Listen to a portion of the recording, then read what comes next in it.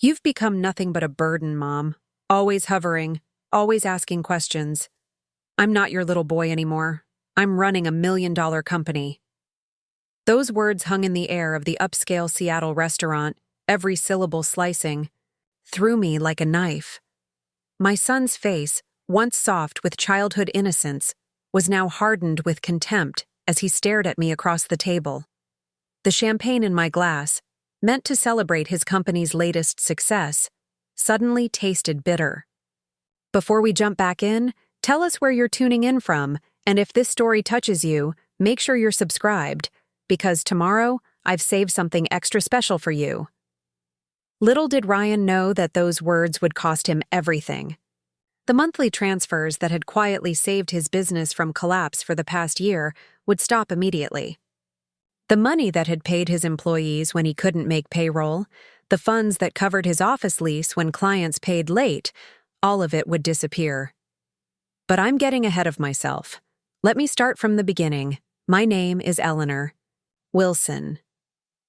For 30 years, I built my career as a financial advisor at Cascade Financial Group in Portland, helping others secure their futures while carefully building my own nest egg.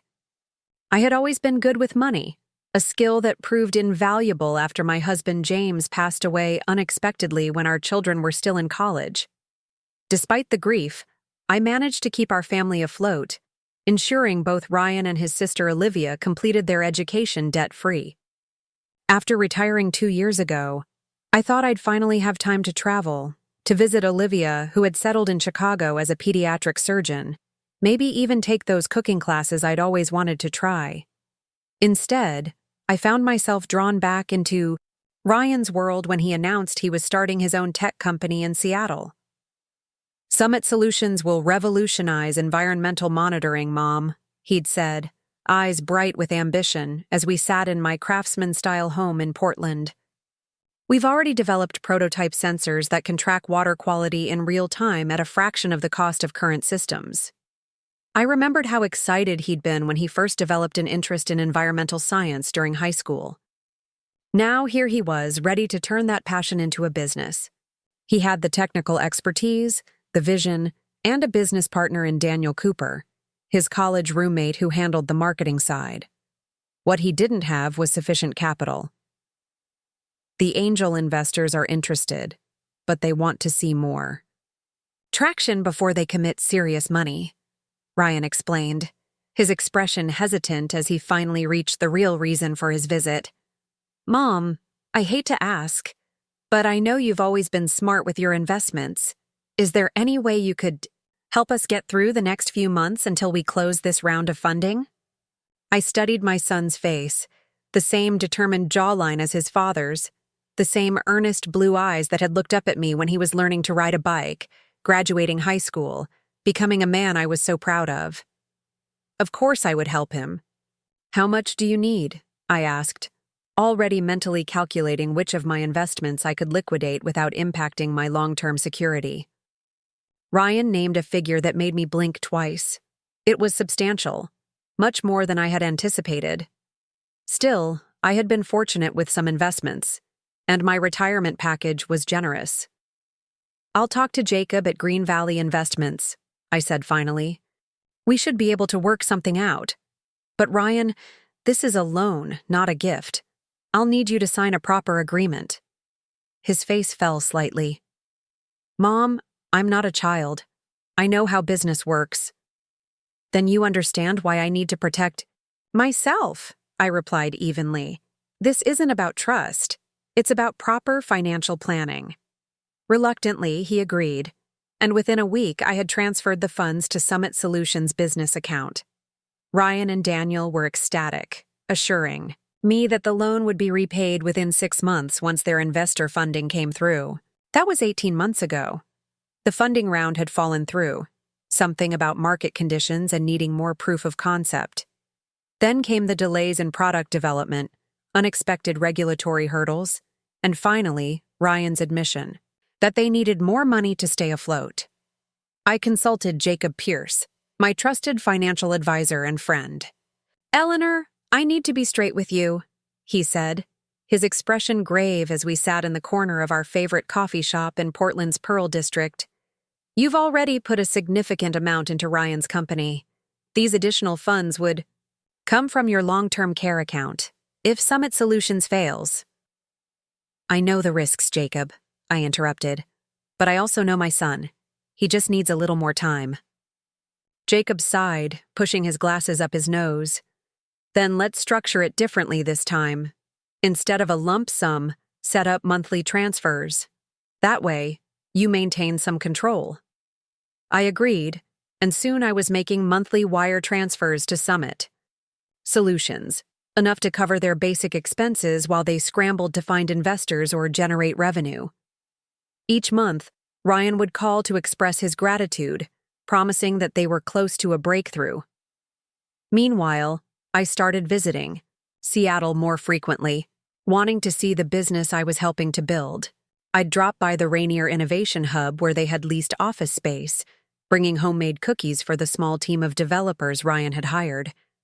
I attended their product demonstrations, asked questions about their business strategy, and offered suggestions based on my years of financial experience.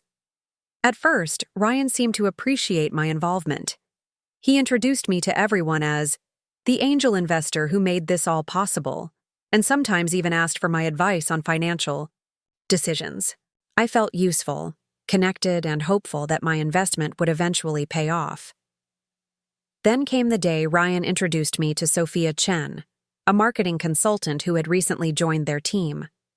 Tall, elegant, and razor-sharp, Sophia had an impressive background in tech marketing and had previously worked for several successful startups. "Sophia's amazing, Mom," Ryan gushed during dinner at the Evergreen Grill. "She's helped us completely revamp our go-to-market strategy. The response from potential clients has been incredible." I watched Sophia carefully as she spoke about market segmentation and value propositions with such confidence that I couldn't help but be impressed. Yet something about the way she glanced at my son, possessive, calculating, made me uneasy. "How wonderful to finally meet you, Mrs. Wilson," Sophia said, her smile not quite reaching her eyes. "Ryan talks about you constantly. Such a devoted mother, making all those sacrifices." Something in her tone made devoted sound almost like overbearing, but I brushed it aside. My son was happy, the business was gaining momentum, and that was what mattered. Over the next few months, I noticed subtle changes in Ryan. Our weekly phone calls became briefer, his updates on the business more vague. When I visited, he seemed distracted, often leaving me to wait in the reception area while he finished important meetings. Sophia was always there, sleek and professional, offering me coffee with that same not-quite-warm smile. Then came the dinner that changed everything. Ryan had called unexpectedly on a Tuesday afternoon. "Mom, I have amazing news. Can you come to Seattle tomorrow? I want to celebrate with you." I rearranged my schedule and made the 3-hour drive from Portland, excited to hear what breakthrough had finally arrived. I assumed it was about the business. Perhaps they'd secured the investment they needed or landed a major client. Instead, when I arrived at the upscale waterfront restaurant, I found Ryan and Sophia waiting at a corner table, both beaming. "We're engaged," Ryan announced as soon as I sat down, Sophia extending her hand to display a diamond ring that must have cost more than Ryan's monthly salary. If he'd been taking one, which I knew he wasn't, since my transfers were barely covering their operating expenses. I forced a smile, offered my congratulations, and ordered champagne for the table while my mind raced with questions. Where had the money for that ring come from? Why hadn't Ryan mentioned his relationship with Sophia was this serious? And most importantly, with the business still struggling, was this really the time for such an expense? As dinner progressed, I listened as they laid out their plans: a destination wedding in Bali, a honeymoon in the Maldives, plans to buy a penthouse apartment in downtown Seattle. "But what about Summit Solutions?" I finally asked. "Have you secured new funding?" Ryan's expression faltered slightly before Sophia jumped in. We're in talks with several venture capital firms. One in particular is very interested. They're just doing their due diligence before committing. That's wonderful, I said, feeling relief wash over me. When do you expect to close the deal? These things take time, Mrs. Wilson, Sophia replied smoothly. Preparing and narrating this story took us a lot of time, so if you are enjoying it, subscribe to our channel. It means a lot to us. Now back to the story. But we're confident it will happen soon. Ryan's brilliant technology is finally getting the attention it deserves. Something about her answer felt rehearsed, too polished. I glanced at Ryan, who was studying his wine glass with unusual intensity. Actually, Mom, he finally said, meeting my eyes with an expression I couldn't quite read.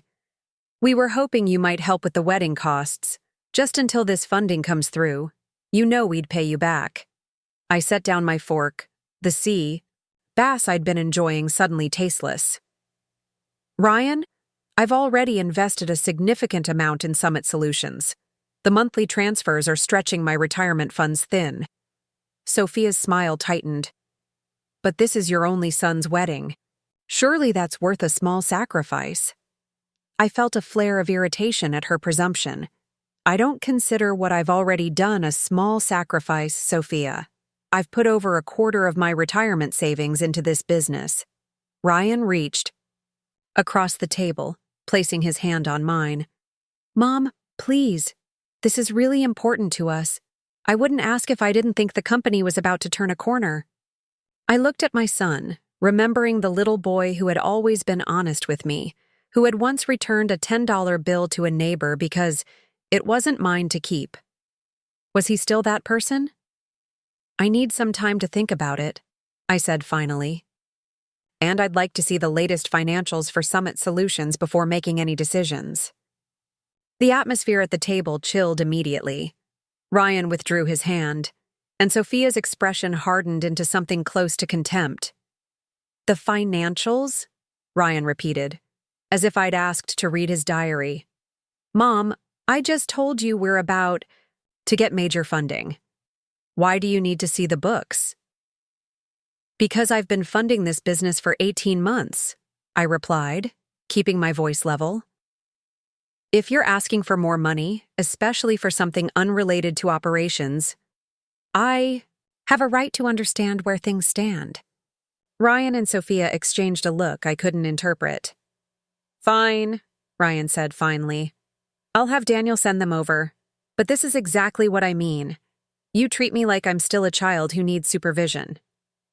I'm treating you like a business owner who's asking for additional investment, I corrected him gently. This isn't personal, Ryan. It's financial prudence. Sophia stood abruptly. Excuse me, I need to use the restroom. As she walked away, Ryan leaned across the table, his voice low and urgent. Mom, please don't embarrass me like this. Sophia comes from a family with money. I don't want her thinking I can't provide for her. Is that what this is about? I asked, surprised. You're trying to impress her family? No, yes, I don't know, Ryan stammered. But she believes in me, in Summit Solutions. She's introduced us to potential investors through her connections. I can't lose her support now. I felt a cold sensation spreading through my chest. Ryan, are you marrying Sophia because you love her, or because you think she can save your business? His face flushed. That's a horrible thing to say. Of course I love her.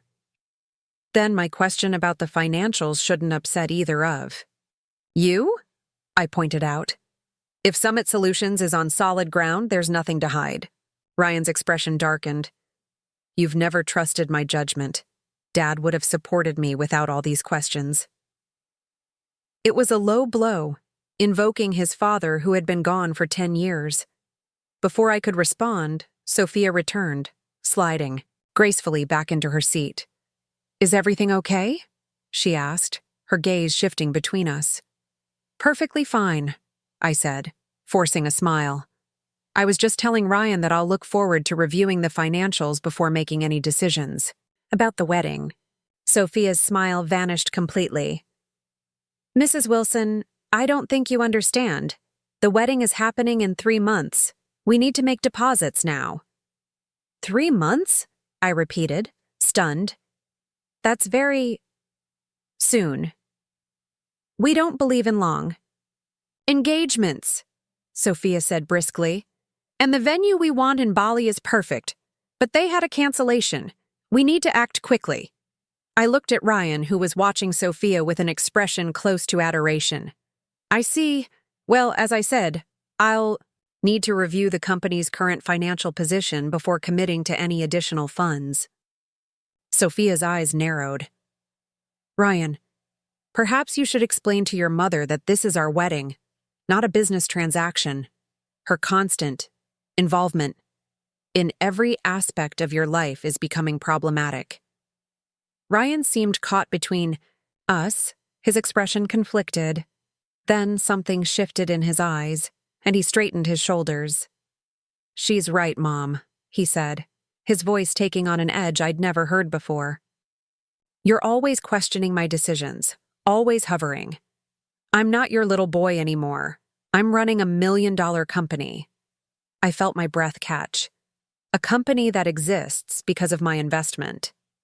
An investment that you'll get back, with interest once we secure proper funding, he retorted. But that's not happening if you keep interfering. The investors last time were put off by your constant presence. Sophia had to work overtime to get these new prospects interested. This was news to me. No one ever mentioned that my involvement was a problem. Because I was trying to spare your feelings, Ryan said, his voice rising slightly. But I can't keep walking on eggshells. You've become nothing but a burden, Mom. Always hovering, always asking questions. The restaurant seemed to go silent. Around us, though in reality the ambient noise continued. I stared at my son, this stranger across the table, and felt something inside me break. A burden, I repeated, the word feeling foreign on my tongue. Ryan doesn't mean that, Sophia interjected smoothly, placing a hand on his arm. He's just stressed about the wedding and the business. We're all under pressure. But Ryan didn't take it back. Instead, he looked at me with a mixture of defiance and something else. Something that looked disturbingly like the contempt I'd occasionally glimpsed in Sophia's eyes. Maybe I do mean it, he said quietly. Maybe it's time you let me stand. On my own 2 feet instead of trying to control everything. I set down my napkin carefully, my hands steadier than I would have expected. I see. Well, if that's how you feel, I certainly wouldn't want to be a burden. Mom, Ryan began, perhaps realizing he'd gone too far. No, you've made yourself clear, I interrupted, reaching for my purse. I think I should go. Mrs. Wilson, please, Sophia said, her tone suddenly conciliatory. Let's not end the evening like this. We're about to become family. I stood, surprisingly calm despite the storm raging inside me. I'm not sure what kind of family you're envisioning, Sophia, but it doesn't sound like one I want to be part of. Ryan, when you're ready to show me those financials, you know how to reach me. As I walked out of the restaurant, I heard Ryan call my name once, but I didn't turn back. The valet brought my car, and I drove through Seattle's rainy streets in a daze, checking into a hotel rather than making the long drive back to Portland in my emotional state. In my hotel room, I sat on the edge of the bed, staring at nothing. A burden. After everything I'd sacrificed, everything I'd given, my son saw me as nothing but a burden. My phone buzzed repeatedly. Text messages from Ryan. Mom, I'm sorry, I didn't mean it. Please call me back. We need to talk about this. I turned off my phone and opened my laptop instead. With shaking fingers, I logged into my banking portal and navigated to the recurring transfers section. There it was, Summit Solutions, scheduled transfer in 3 days. My finger hovered over the cancel button as doubt crept in. Was I being rash? Would canceling the transfer destroy Ryan's business? Would he ever forgive me? Then I remembered his face across that restaurant table, the cold dismissal in his eyes, and Sophia's calculating smile. Whatever was happening at Summit Solutions, it wasn't what Ryan had been telling me. I clicked Cancel Recurring Transfer and confirmed my choice. For the first time in 18 months, I wouldn't be sending money to save my son's business. If he truly wanted to stand on his own 2 feet, he was about to get his wish. I slept fitfully that night in the hotel room, waking every hour to check my phone despite having turned it off. By morning, exhaustion had hardened into resolve. Before driving back to Portland, I made one stop, at the offices of Summit Solutions. The Rainier Innovation Hub looked different in the early morning light, less impressive somehow. The glass and steel structure that had once seemed to embody Ryan's ambitious vision now appeared cold and impersonal. I sat in my car for nearly 20 minutes, gathering my courage, watching young professionals stream through the revolving doors with their coffee cups and laptop bags. Finally, I made my way to the 6th floor where Summit Solutions occupied a corner suite. The reception area was empty. Their part-time receptionist wouldn't arrive until 9, I knew. But I could see lights on in the back offices. Taking a deep breath, I used the keycard Ryan had given me for emergencies and let myself in. I found Daniel Cooper alone in the conference room, spreadsheets spread across the table, his normally neat appearance disheveled. His eyes widened when he saw me. "Mrs. Wilson, we weren't expecting you today." "Clearly," I replied, setting my purse down. "Daniel, I need to see the company financials, all of them, not just the quarterly summaries Ryan's been sending." He hesitated, running a hand through his thinning hair.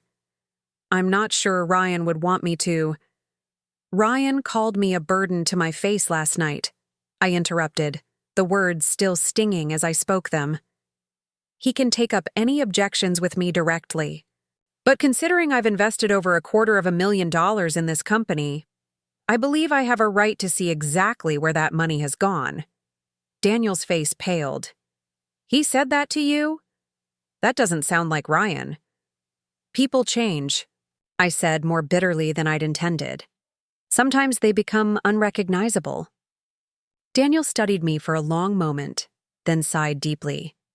"You should sit down, Mrs. Wilson." My heart sank as he turned to his laptop, typing rapidly before swiveling the screen toward me. "These are our actual financials for the past 2 quarters, not the ones Ryan approved to send to you." For the next hour, Daniel walked me through the truth about Summit Solutions. The company had developed a promising prototype, yes, but manufacturing costs were far higher than projected. Several early clients had backed out after testing revealed reliability issues. And most disturbing of all, large sums had been categorized as consultant fees, with no supporting documentation. "Who is being paid these consulting fees?" I asked, pointing to a particularly large payment from the previous month. Daniel rubbed his face, looking utterly defeated. "Officially, they're going to SC Innovations for marketing services." "SC, Sophia Chen," I guessed, the pieces falling into place. He nodded miserably. "Ryan insisted she had connections that would save the company. But so far, all she's done is draft some presentations and arrange meetings that go nowhere." "How much has she been paid in total?" Daniel pulled up another spreadsheet, and I felt physically ill at the figure. Nearly half of what I'd invested had gone directly to Sophia's consulting company. "Does she actually provide any services?" I asked, though I already suspected the answer. "She makes phone calls, sends emails, but mostly she just influences." "Ryan," Daniel said carefully. "Look, Mrs. Wilson, Ryan and I have been friends since college. I believed in his vision for this company, but things started changing when Sophia came on board. The Ryan I knew wouldn't spend company funds on luxury dinners and first-class flights to networking events that somehow always coincide with gallery openings or exclusive parties."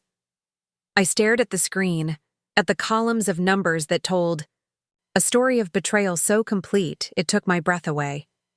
Not just my son taking advantage of my generosity, but actively deceiving me about where the money was going. "And the investor meetings?" I asked, remembering how often Ryan had claimed they were close to securing funding. Daniel shook his head.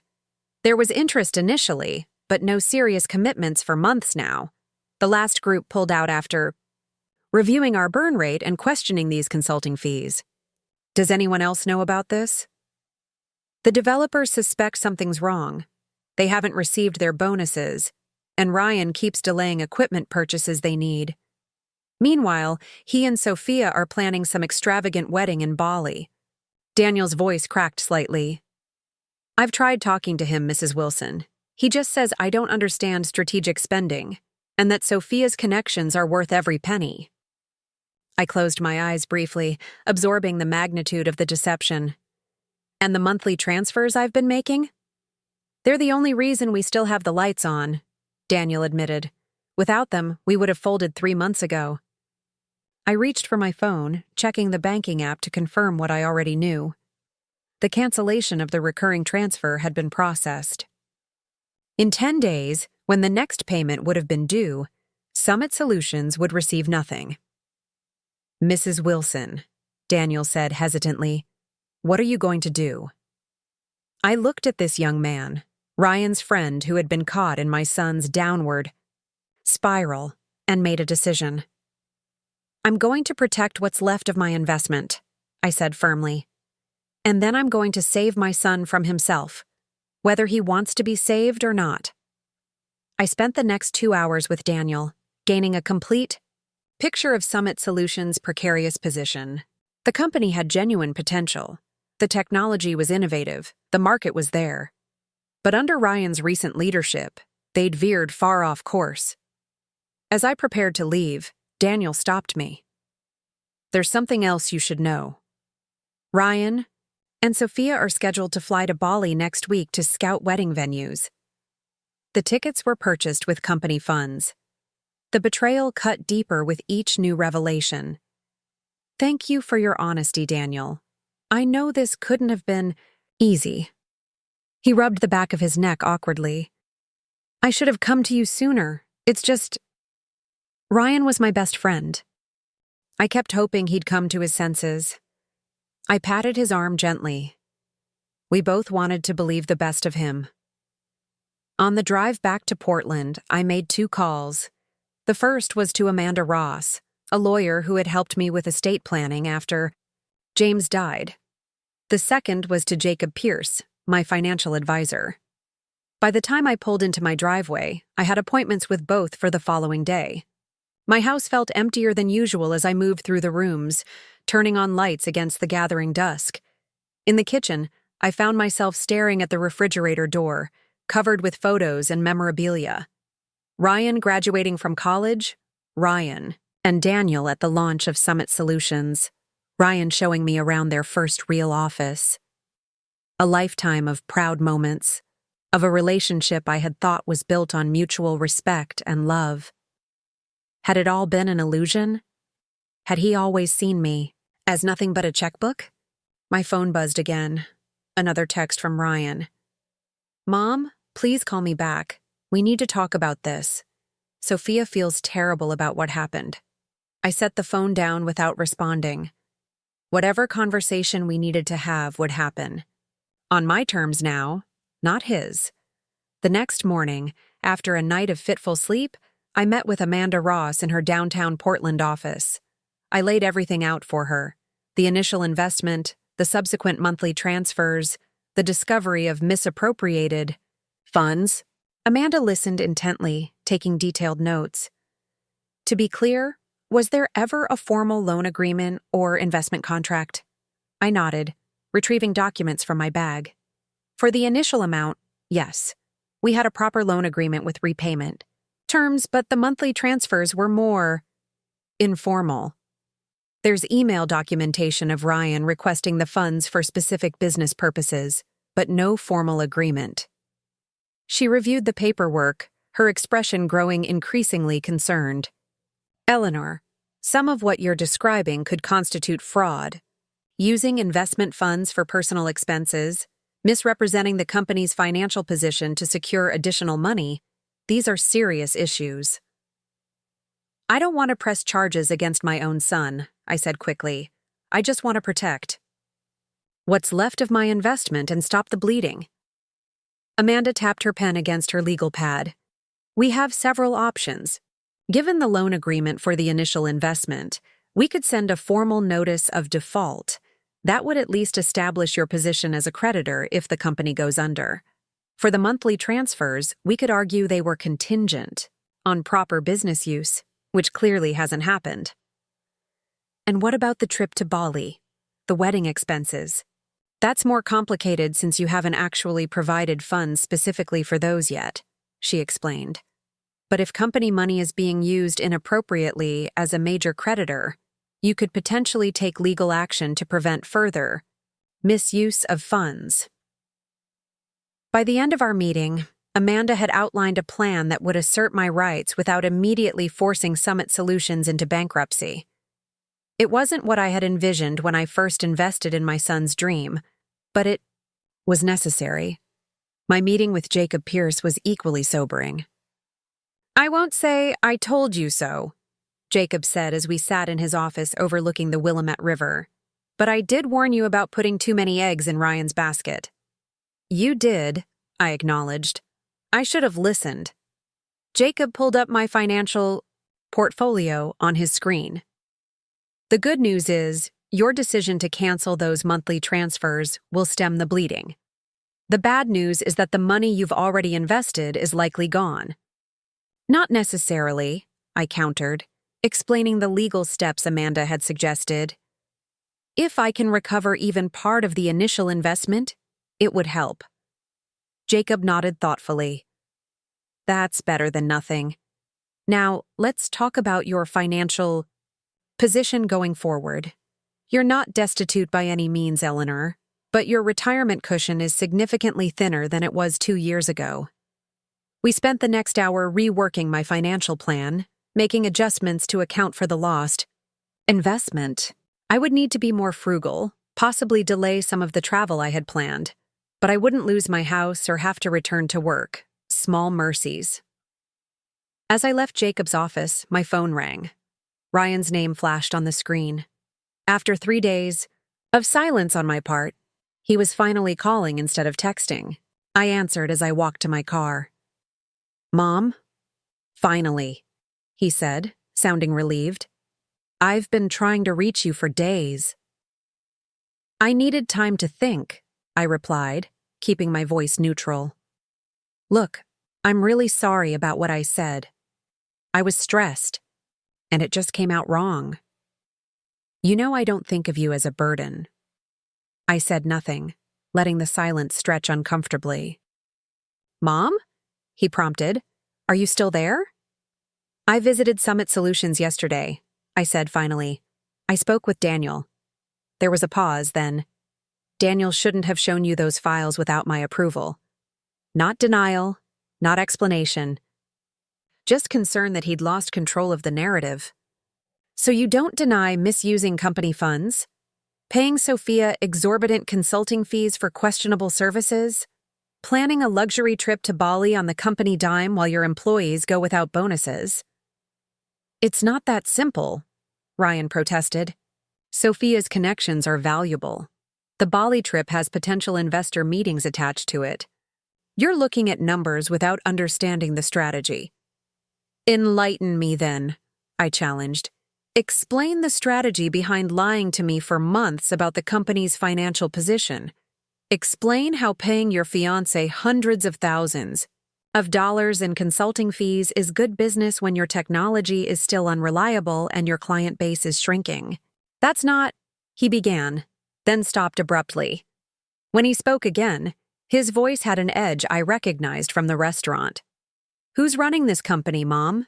Me or you? Because last I checked, I'm the CEO. And I'm your primary investor, I countered. The only reason Summit Solutions still exists is because of my monthly transfers. Transfers that, by the way, will no longer be arriving. There was a sharp intake of breath on the other end of the line. What do you mean? I've canceled the recurring transfer, Ryan. There will be no more money from me. Not for the business, and certainly not for a destination wedding in Bali. You can't do that, he sputtered. We have payroll coming up, vendor payments, all of which should have been covered by actual business revenue by now, according to the projections you showed me, I pointed out. I'm not obligated to continue funding a business that's being mismanaged. This is because of what I said at dinner, isn't it? His voice turned cajoling. Mom, I told you I didn't mean it. You know how much I value your support. My financial support, certainly, but my advice, my concerns, those you've been dismissing for months. I reached my car and leaned against it, suddenly exhausted. I've spoken with a lawyer, Ryan. I'll be sending formal notice regarding the default on your original loan. As for the additional funds I've provided, we'll be documenting those as well. A lawyer? He repeated, incredulous. You're seriously getting lawyers involved? We're family. Yes, we are, I agreed, feeling a profound sadness. Which is why your betrayal cuts so deep. Betrayal? That's ridiculous. I've been building a company that will eventually make us both wealthy. Every decision I've made has been in service of that goal.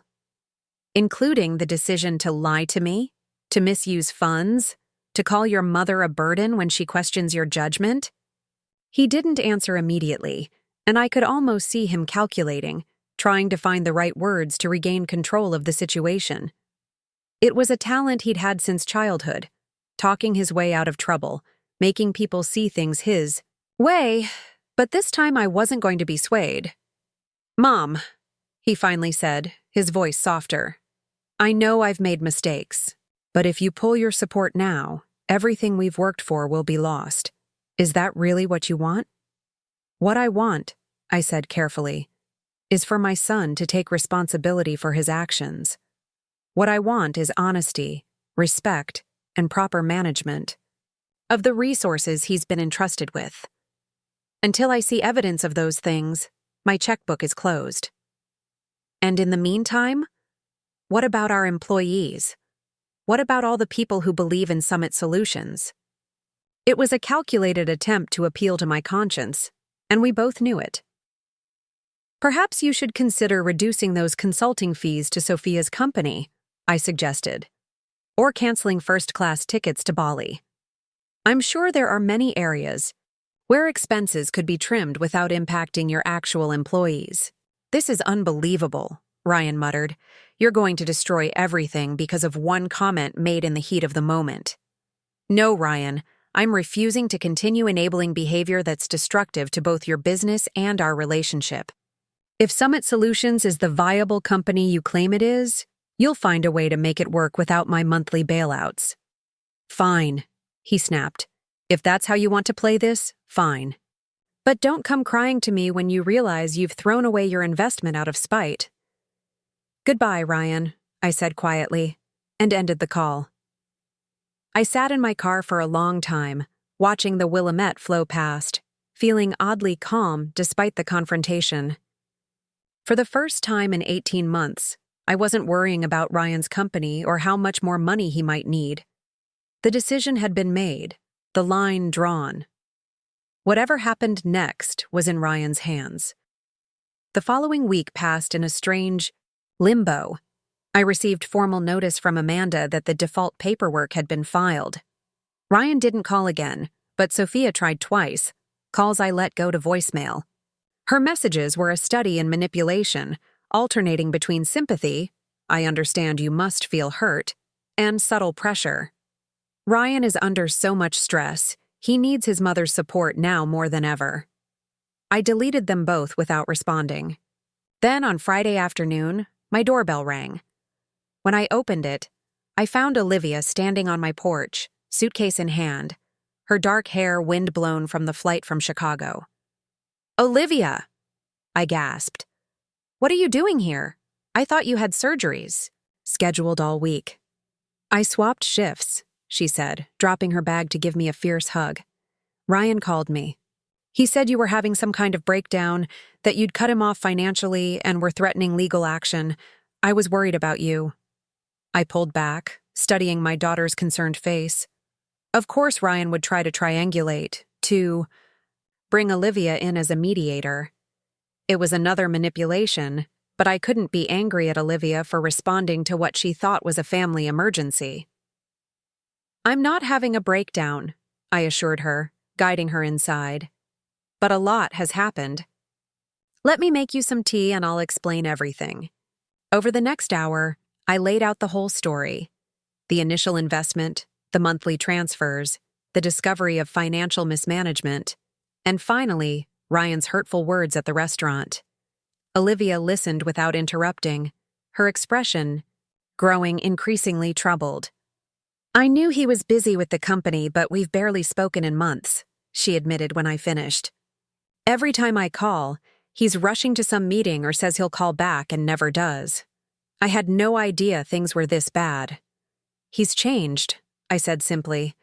"Or maybe this side of him was always there, and I just didn't want to see it." Olivia reached for her phone. "I'm calling him right now." "This is unacceptable." I placed my hand over hers. "You don't need to fight my battles, sweetheart." "This isn't just your battle," she said firmly. "He's my brother, and he's hurt you. Plus, he lied to get me here, making me think you were falling apart when you're clearly handling this with more grace than he deserves." Before I could protest further, she had dialed Ryan's number and put the phone on speaker. He answered almost immediately. "Olivia, thank God. Are you with Mom? How is she?" "She's sitting right next to me and she's perfectly fine," Olivia replied coolly. "Which you would know if you'd been honest with me about what's really going on." There was a pause. "I don't know what she's told you, but she's told me everything, Ryan, with documentation to back it up. How could you? Mom has supported you every step of the way, and this is how you repay her. Misusing funds, lying about the company's status, and then having the nerve to call her a burden? It wasn't like that," Ryan protested. "She's twisting things." "Don't," Olivia cut him off sharply. "Don't you dare try to gaslight me the way you've been gaslighting her. I've seen the financial records, the emails, everything. You're the one with explaining to do, not Mom." Another pause, longer this time. "Look, I admit I made some mistakes in how the business has been managed. But Mom's overreacting. Pulling her support now could ruin everything we've built." "We?" Olivia repeated incredulously. "From what I can see, Mom built it with her money while you and your fiancé squandered it on consulting fees and luxury trips." "That's not fair," Ryan's voice hardened. "Sophia has been instrumental in—" "Save it," Olivia interrupted. "I'm not interested in your justifications. What I want to know is how you plan to make this right." "Make what right?" "The business is going through a rough patch, but once we secure investment—" "Not the business," Olivia snapped. "Your relationship with Mom, the trust you've broken, the hurt you've caused." A long silence followed. When Ryan finally spoke, his voice had changed, become calculating. "I see. She's turned you against me, too." Olivia let out a sound of pure frustration. "No one is against you, Ryan. We're your family.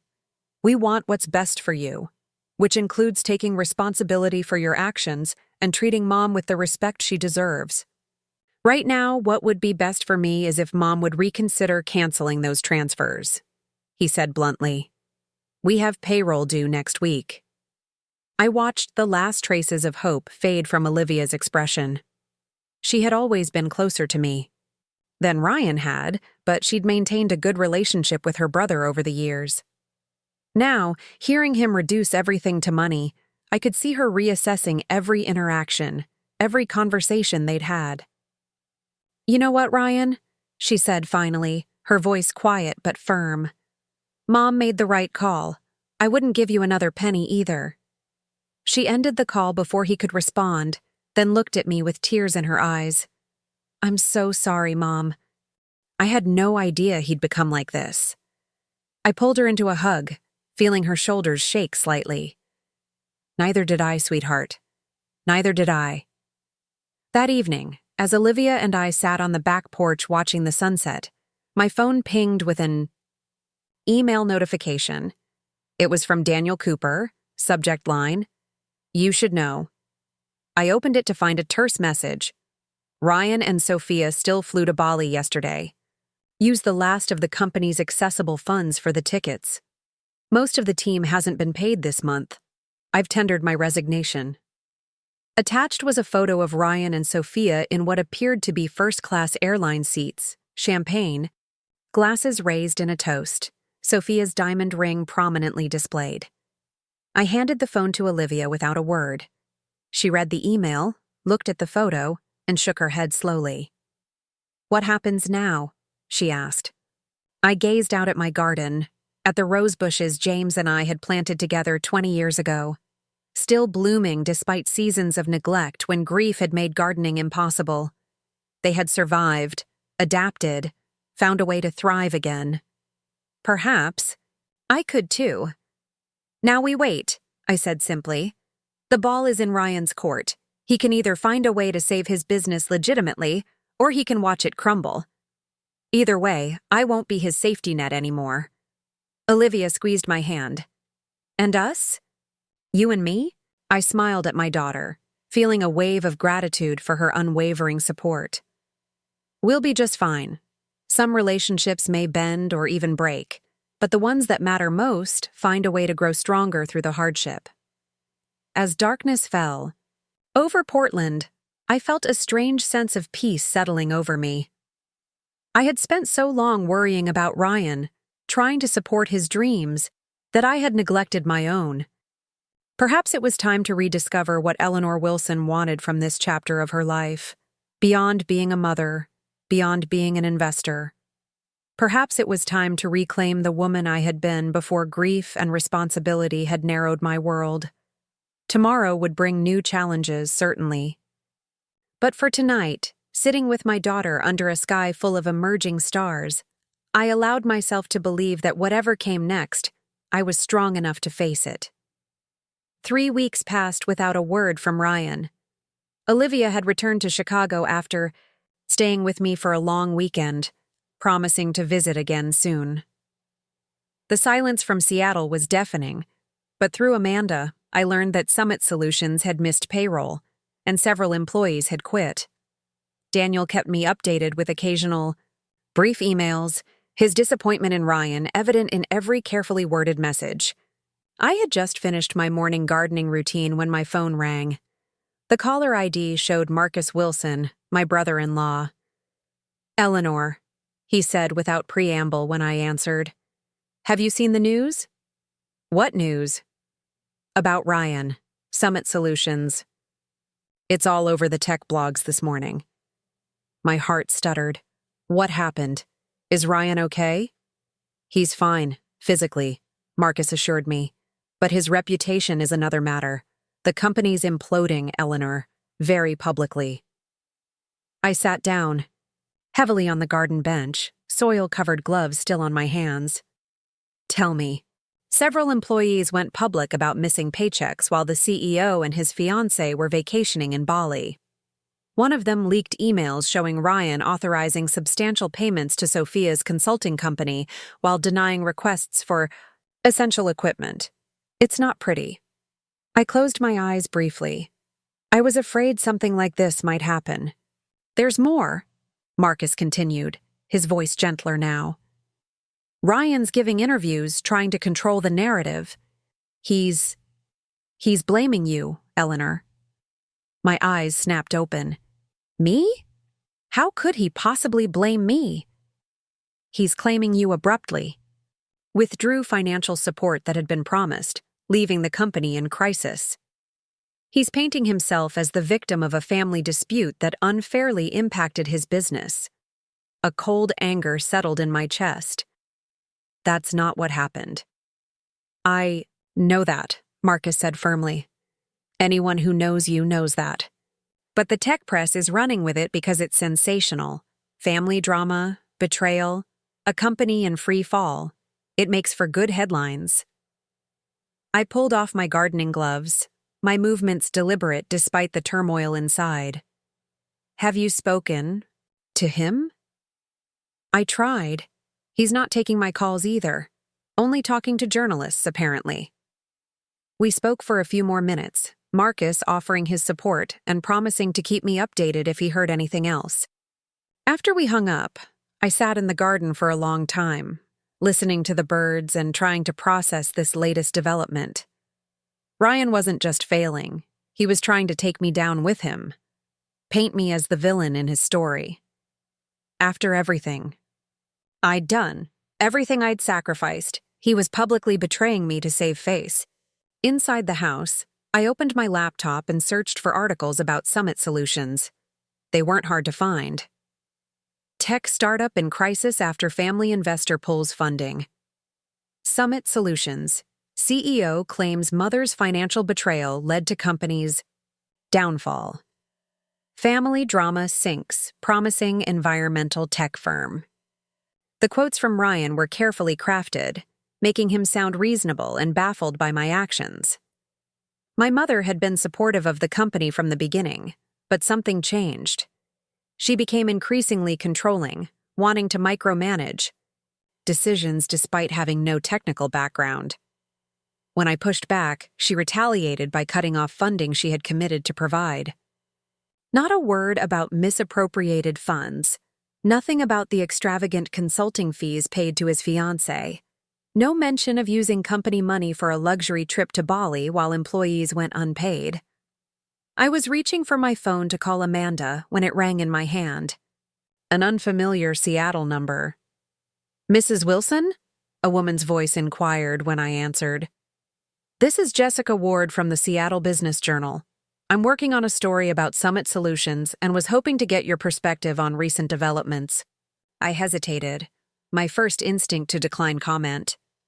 But if I stayed silent, Ryan's version of events would be the only one on record. "I appreciate you reaching out, Ms. Ward," I said carefully, "but I'll need to consult with my attorney before making any statement." "Of course," she replied smoothly. "But if I could just ask you to respond to your son's claim that you promised funding without warning, causing the company's current financial crisis." "No comment at this time," I said firmly. "Please direct any further questions to my attorney, Amanda Ross." I provided Amanda's contact information and ended the call, then immediately dialed Amanda myself. "I was just about to call you," she said when she answered. "I'm guessing you've seen the coverage?" "Enough to know that Ryan is trying to shift blame," I confirmed. "He's giving interviews, Amanda, making me out to be some vindictive, controlling mother who sabotaged his company on a whim." Amanda's voice was calm, steadying. "We anticipated he might try something like this. That's why we documented everything so carefully. The question now is how you want to respond." "I don't know," I admitted. "Part of me wants to set the record straight. The other part doesn't want to publicly criticize your son," Amanda finished for me. "I understand. But Eleanor, these allegations could potentially damage your reputation as well. People you've worked with for years might wonder." She was right. Already I had received several texts from former colleagues asking if I'd seen the articles, their curiosity barely disguised as concern. "What would you advise?" I asked. "We have options," Amanda said. "We could issue a brief statement contradicting his claims without getting into details. We could provide selected documentation to key journalists to refute specific allegations. Or we could take a more aggressive approach and give a full interview with all the evidence laid out." "Let me think about it," I said. "In the meantime, can you prepare a statement in case I decide to go that route?" "Already working on it," she assured me. "And Eleanor? Try not to let this get to you too much. Anyone who knows you will see through his narrative." After hanging up, I found myself pacing the house, too restless to settle. Ryan's public betrayal felt even worse than the private one. It was one thing to lie to me, to misuse funds I'd provided. It was another to try to destroy my reputation to save his own. By mid-afternoon, my phone was buzzing constantly with calls and texts from friends, former colleagues, even distant relatives who had seen the news. Most expressed support. but a few asked pointed questions that revealed they weren't entirely sure what to believe. I was composing a careful response to one such message when my doorbell rang. Through the peephole, I was surprised to see Michael Sanders, the manager of the Portland branch of Pacific Northwest Trust, where I had banked for years. "Michael," I said, opening the door, "this is unexpected." "Eleanor," he nodded, looking uncomfortable. "I apologize for dropping by unannounced, but I thought this conversation would be better in person than over the phone." I invited him in, a sense of foreboding growing as I led him to the living room. "I'll be direct," Michael said once we were seated. "Your son came to our Seattle branch yesterday. He was quite insistent about gaining access to a joint account he claims you two established for business purposes." I stared at him. "There is no joint account. I've maintained completely separate finances from Summit Solutions." Michael nodded, looking relieved. "That's what our records indicated. But he was very convincing, even provided documents that appeared to have your signature authorizing him as a co-signer on one of your accounts." A cold feeling spread through my chest. My signature? It didn't match our records, which is why the Seattle branch manager called me, Michael explained. I told him to decline the request pending further verification. "He tried to forge my signature?" I asked, still processing the magnitude of this new betrayal. "I can't say definitively that's what happened," Michael said carefully. "But the discrepancy was significant enough to raise concerns." "Thank you for letting me know," I said, my voice sounding distant to my own ears. "I should probably check all my accounts." "That would be wise," Michael agreed. "And Eleanor, I know this is difficult. Ryan was very emotional when he was denied access. He made some accusations that the staff found disturbing." "What kind of accusations?" Michael hesitated. "He suggested you might be experiencing cognitive decline, that you'd previously agreed to make this account joint but might have forgotten. He implied he was trying to protect you from financial mistakes." The room seemed to tilt momentarily. Not content with blaming me for his company's failure, Ryan was now suggesting I was mentally incompetent? The son I had raised, had trusted, had supported financially and emotionally through every challenge, was now attempting to gain access to my personal finances by suggesting I was losing my mind. "I can assure you, Michael, my cognitive functions are perfectly intact," I said, struggling to keep my voice steady. "I never doubted that for a moment," he replied firmly. "But I thought you should know what was said." After Michael left, I sat in stunned silence, trying to reconcile the son I thought I knew with the person who would attempt something so underhanded, so potentially devastating. This wasn't just about money anymore. This was about my agency, my independence, my very identity. My phone rang again, Amanda. "I've been trying to reach you," she said when I answered. "There's been a development." "Michael Sanders just left," I told her, my voice hollow. "Ryan tried to access my bank accounts." "Yes, that's partly why I'm calling," Amanda said grimly. "We've received a concerning letter from an attorney representing Ryan. Eleanor, he's threatening to petition for conservatorship." "Conservatorship?" I repeated, the word feeling foreign on my tongue. "On what grounds?" "He's claiming your sudden withdrawal of support for Summit Solutions, which he characterizes as erratic financial behavior, combined with your refusal to communicate with family members, indicates diminished capacity." A laugh escaped. Me edged with hysteria. "That's absurd. I'm 68, not 88. I have no health issues, no cognitive impairments. I handle my own finances, live independently. I just spent 20 minutes discussing complex banking matters with Michael Sanders." "It is absurd," Amanda agreed, "and it would never succeed in court.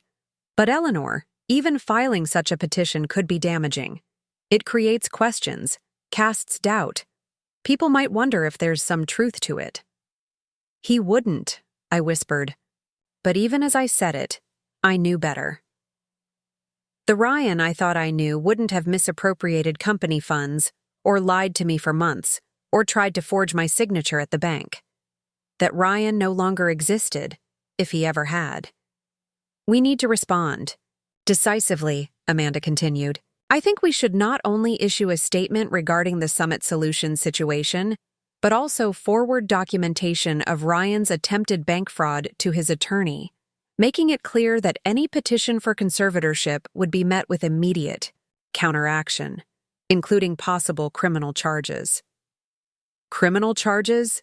I echoed, the words feeling impossibly heavy. Against my own son?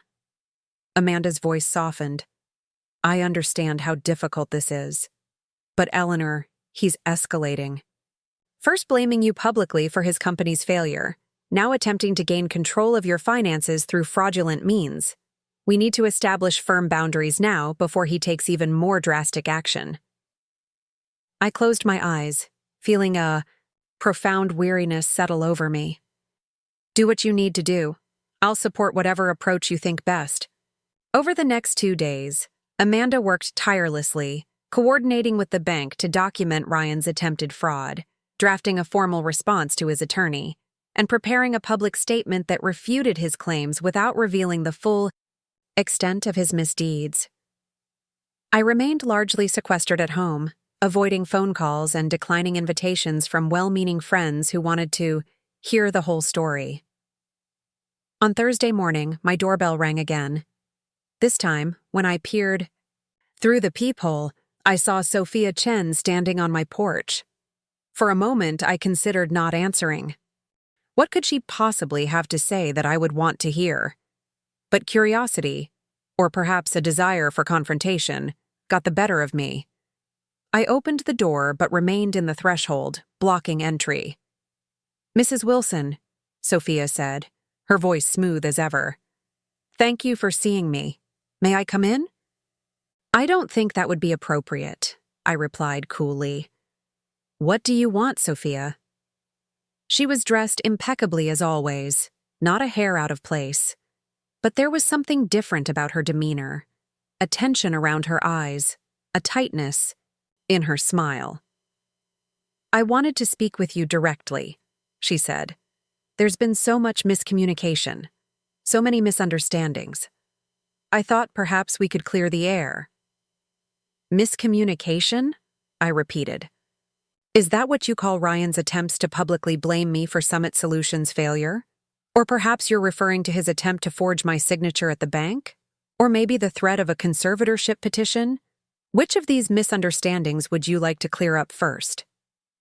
Sophia's smooth facade faltered momentarily, a flash of something, anger, fear, crossing her features before she composed herself.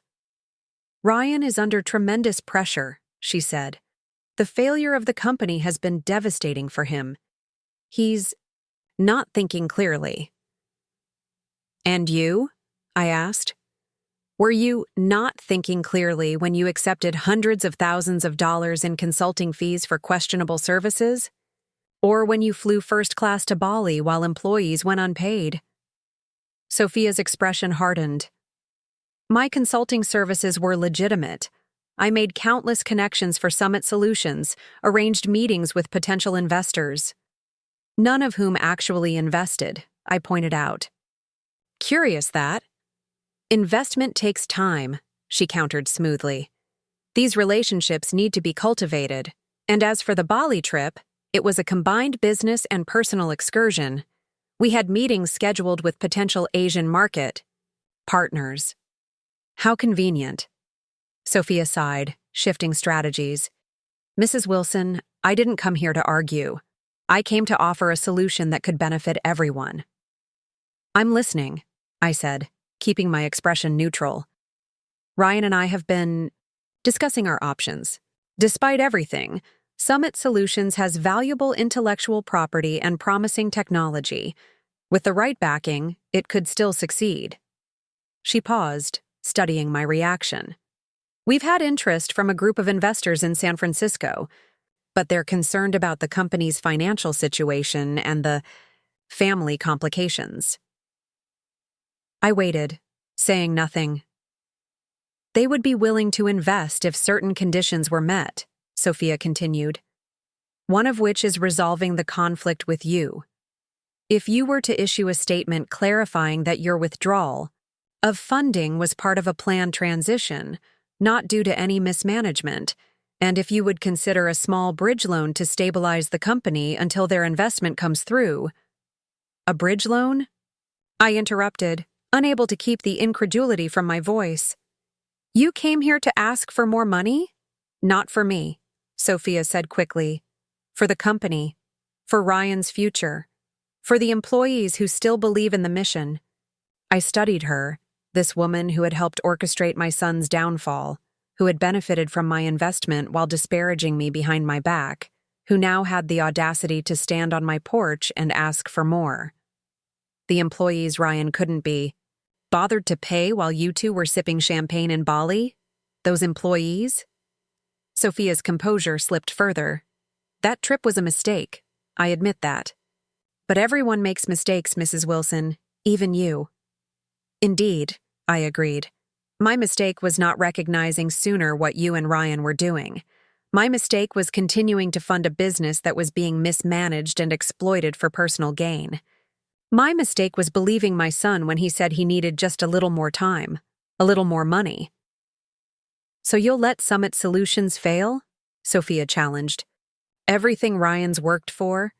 Everything you've invested? You'll let it all go to waste over pride? Not pride, I corrected her. Principle. And self-respect. Two things I lost sight of while trying to support my son's dream. But I've found them again, and they're worth more to me than any business. Sophia's eyes narrowed. Ryan was right about you. You're just a controlling old woman who can't bear to see her son succeed without her guidance. You'd rather see him fail than admit you were wrong. I felt a strange calm settle over me as I recognized the manipulation for what it was. A last, desperate attempt to regain control. Goodbye, Sophia, I said quietly, and closed the door. Through the peephole, I watched her stand there for several moments, her expression shifting from disbelief to anger. Finally, she turned and walked back to her car, her movements stiff with suppressed rage. As I moved away from the door, my phone buzzed with a text.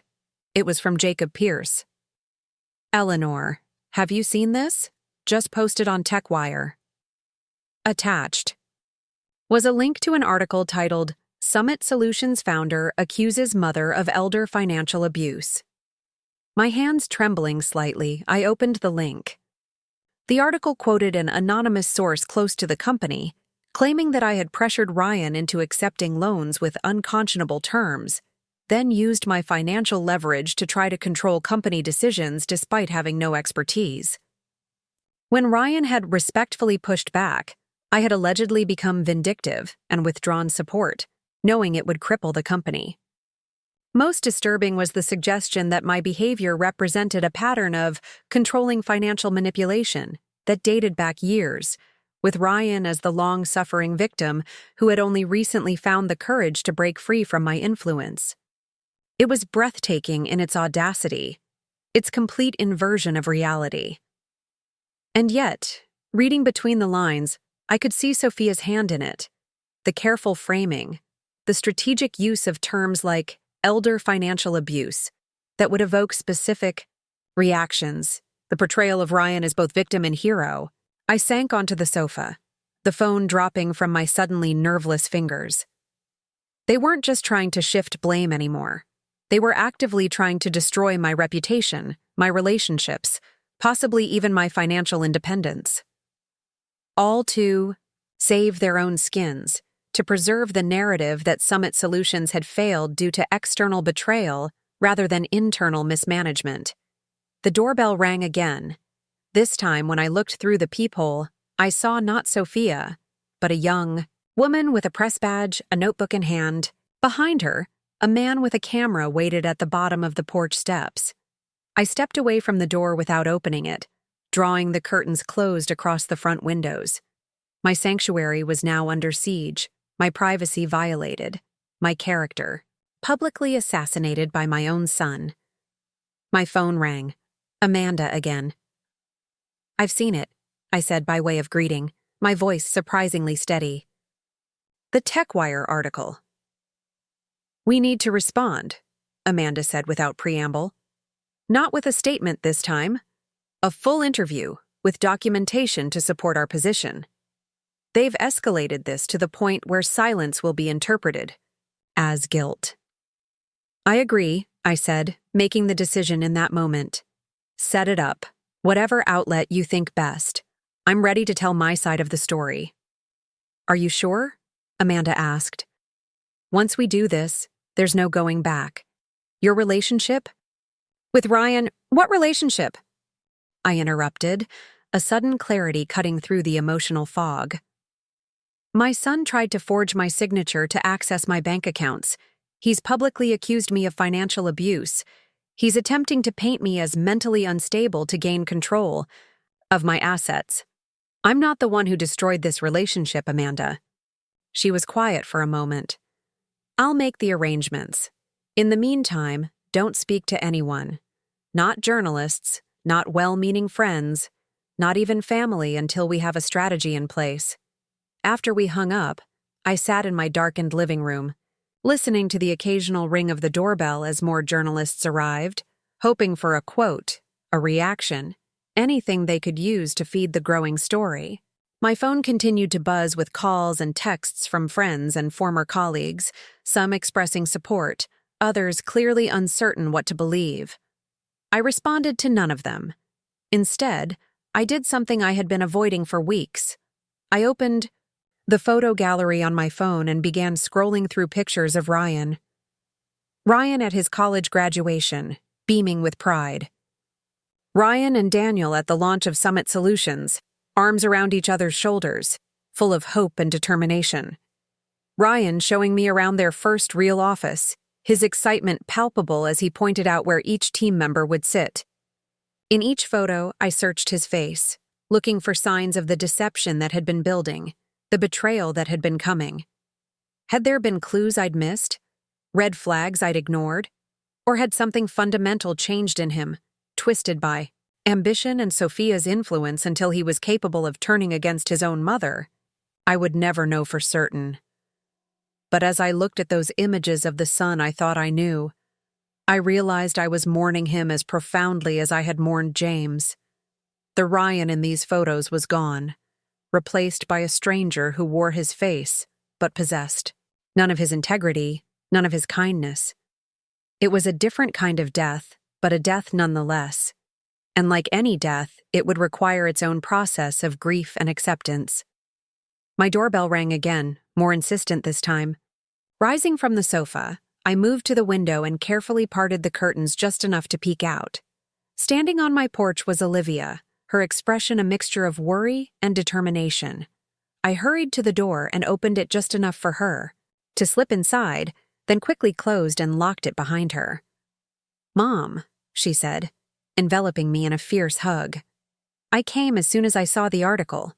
I couldn't believe it. How dare he? How dare they?" I held my daughter tightly, drawing strength from her unwavering support. "I'm so glad you're here." Olivia pulled back, studying my face with the keen assessment of a doctor. "You look exhausted. Have you been eating? Sleeping?" A small laugh escaped me. "I'm supposed to be the one asking those questions." "Not today," she said firmly, guiding me toward the kitchen. "Today, I'm taking care of you, and tomorrow, we're fighting back." As Olivia moved around my kitchen with familiar ease, making tea and assembling a simple meal from what she found in the refrigerator, I felt something shift inside me. The weight of betrayal was still there, the pain still acute. But alongside, it now was a renewed sense of purpose, a determination to reclaim my narrative, my reputation, my life. Ryan and Sophia had launched a full-scale attack, thinking I would retreat, surrender, possibly even capitulate to their demands rather than engage in public conflict. They had underestimated me, just as they had underestimated Daniel's loyalty, the bank's diligence, and the legal system's protections for someone in my position.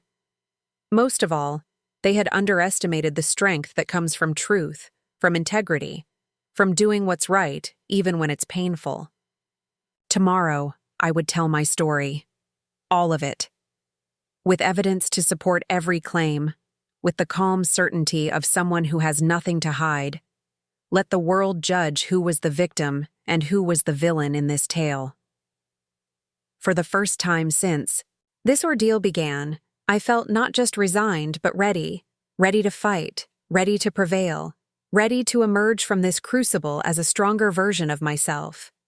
As if sensing my thoughts, Olivia placed a mug of tea in front of me and squeezed my shoulder. He picked the wrong woman to mess with, didn't he? I covered her hand with mine, a small smile forming. Yes, I agreed. He certainly did. The offices of the Portland Business Review were housed in a sleek glass building downtown, with panoramic views of the Willamette River and the city skyline. As Amanda and I were escorted into a conference room for my interview, I felt an unexpected calm wash over me. After days of reactive defense, I was finally taking control of my narrative. Carolyn Winters, the journalist Amanda had selected for this exclusive, was a veteran business reporter known for her thorough research and balanced reporting. Her silver-streaked dark hair was pulled back in a neat ponytail, and she wore minimal makeup, giving the impression of someone more interested in substance than appearance. "Mrs. Wilson," she said, rising to shake my hand. "Thank you for agreeing to speak with me. I've been following the Summit Solutions story with great interest." "Thank you for the opportunity to share my perspective," I replied, taking a seat at the polished conference table. Amanda sat beside me, folders of carefully organized documentation laid out before her. A photographer discreetly captured a few images before leaving us alone with Carolyn and her digital recorder. "Before we begin," Carolyn said, "I want to assure you that I'm approaching this story with no preconceptions. I've read the coverage in TechWire and other outlets, but I'm interested in hearing your account directly, with whatever supporting evidence you're comfortable sharing." I nodded my appreciation. That's all I can ask for. For the next 2 hours, I laid out the entire story, my initial investment in Summit Solutions, the subsequent monthly transfers, the gradual realization that funds were being misappropriated, and Ryan's increasingly hostile behavior when questioned. I spoke calmly, without embellishment, letting the facts speak for themselves. Amanda provided documentation at key points, bank statements showing the transfers, emails from Ryan requesting additional funds for specific business purposes that never materialized, screenshots of his social media posts from Bali while his employees went unpaid. Most compelling was Daniel Cooper's sworn statement detailing the company's financial mismanagement and the consulting fees paid to Sophia's company for minimal services rendered. "This statement from Mr. Cooper is remarkably detailed," Carolyn observed, reviewing the document.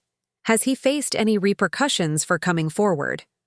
"Ryan threatened to sue him for breach of confidentiality," Amanda replied. "But the legal basis for such a claim is tenuous at best, especially given the evidence of financial impropriety." Carolyn turned to me. "Mrs. Wilson, I have to ask about the most serious allegation your son has made, that you attempted to exert undue control over Summit Solutions, demanding decision-making authority despite lacking technical expertise." I met her gaze steadily. My involvement was limited to financial oversight of my investment, which is standard practice for any investor. I never attempted to influence technical decisions or product development. I simply asked questions when expenses didn't align with the business plans I'd been shown. "And what about the claim that you abruptly withdrew funding that had been promised?" "The monthly transfers were never guaranteed in perpetuity," I explained. "They were emergency support measures while the company established itself. Each transfer was intended to be the last, but Ryan would invariably approach me claiming they were just about to turn the corner. After 18 months of this pattern, combined with discovering misappropriated funds and experiencing personal disrespect from my son, I made the decision to end the financial support. You mentioned personal disrespect, Carolyn noted. Could you elaborate? I hesitated briefly, then shared the dinner conversation where Ryan had called me a burden. It was still painful to recount, but necessary to provide context for my decisions. And since then, I continued, Ryan has attempted to access my personal bank accounts using forged documents and has threatened to file for conservatorship, claiming I'm experiencing cognitive decline, all because I refused to continue funding his mismanaged business. Carolyn looked genuinely taken aback. That's a serious escalation. Do you have documentation of these incidents as well? Amanda provided a statement from Michael Sanders at Pacific Northwest Trust regarding Ryan's attempt to access my accounts, along with a copy of the letter from Ryan's attorney suggesting conservatorship proceedings. Mrs. Wilson, Carolyn said after reviewing these documents, why do you think your son has taken such extreme measures? Is this solely about money, or is there something deeper at play? The question gave me pause. I had been asking myself the same thing for weeks. I believe it began with money, I said slowly. But it's evolved into something more complex. Ryan has created a narrative where he's the victim rather than the responsible party in Summit Solutions' failure. Maintaining that narrative now requires painting me as the villain, controlling, mentally unstable, vindictive. The alternative would be admitting his own mismanagement and ethical lapses, which seems to be unacceptable to him. And his fiancée, Sophia Chen? What role has she played in all this? Sophia has been a significant influence, I acknowledged carefully. Her consulting company received substantial payments from Summit Solutions, but the value she provided appears questionable at best. She has also encouraged Ryan's more extravagant spending habits and has been instrumental in crafting the public narrative against me. We continued for another hour, covering every aspect of the situation in meticulous detail. Throughout, I maintained my composure, never allowing emotion to overshadow the facts, though recounting some of Ryan's more hurtful actions tested my resolve. As the interview concluded, Carolyn set down her pen and looked at me thoughtfully.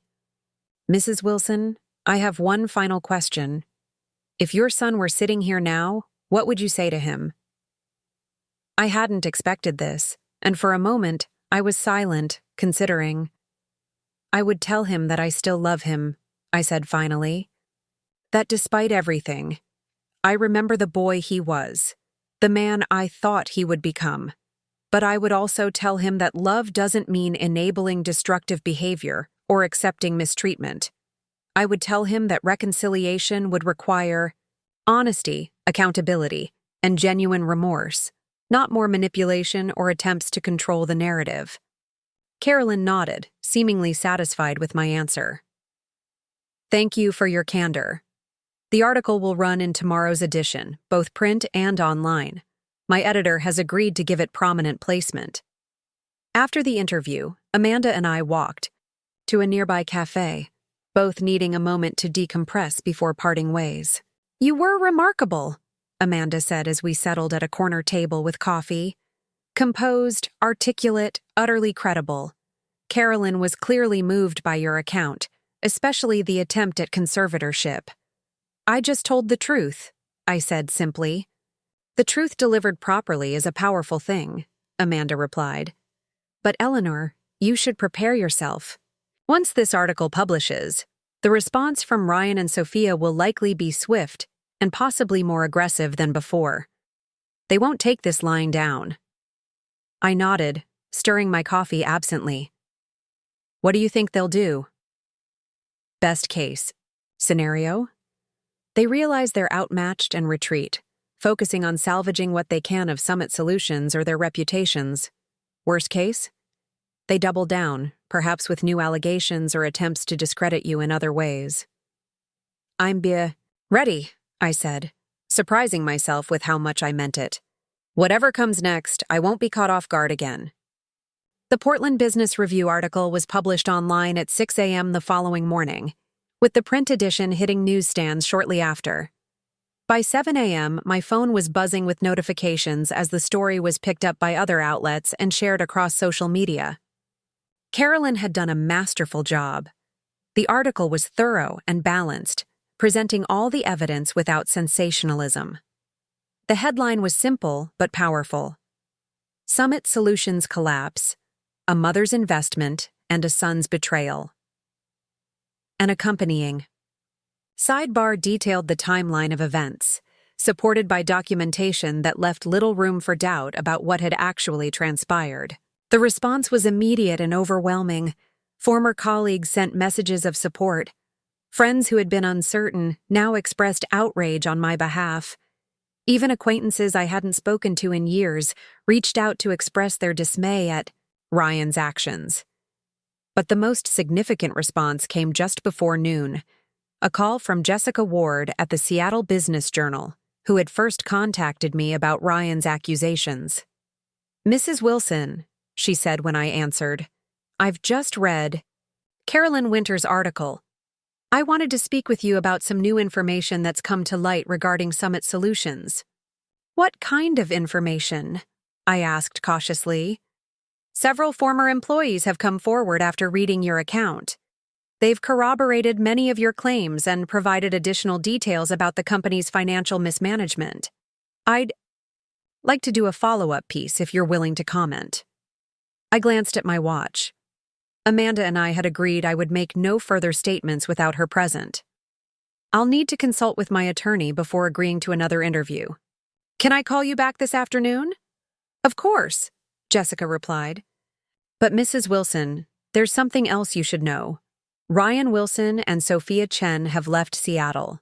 According to multiple sources, they cleared out their apartment and departed yesterday afternoon. No one seems to know where they've gone." The news hit me with unexpected force. "Left? You mean they fled?"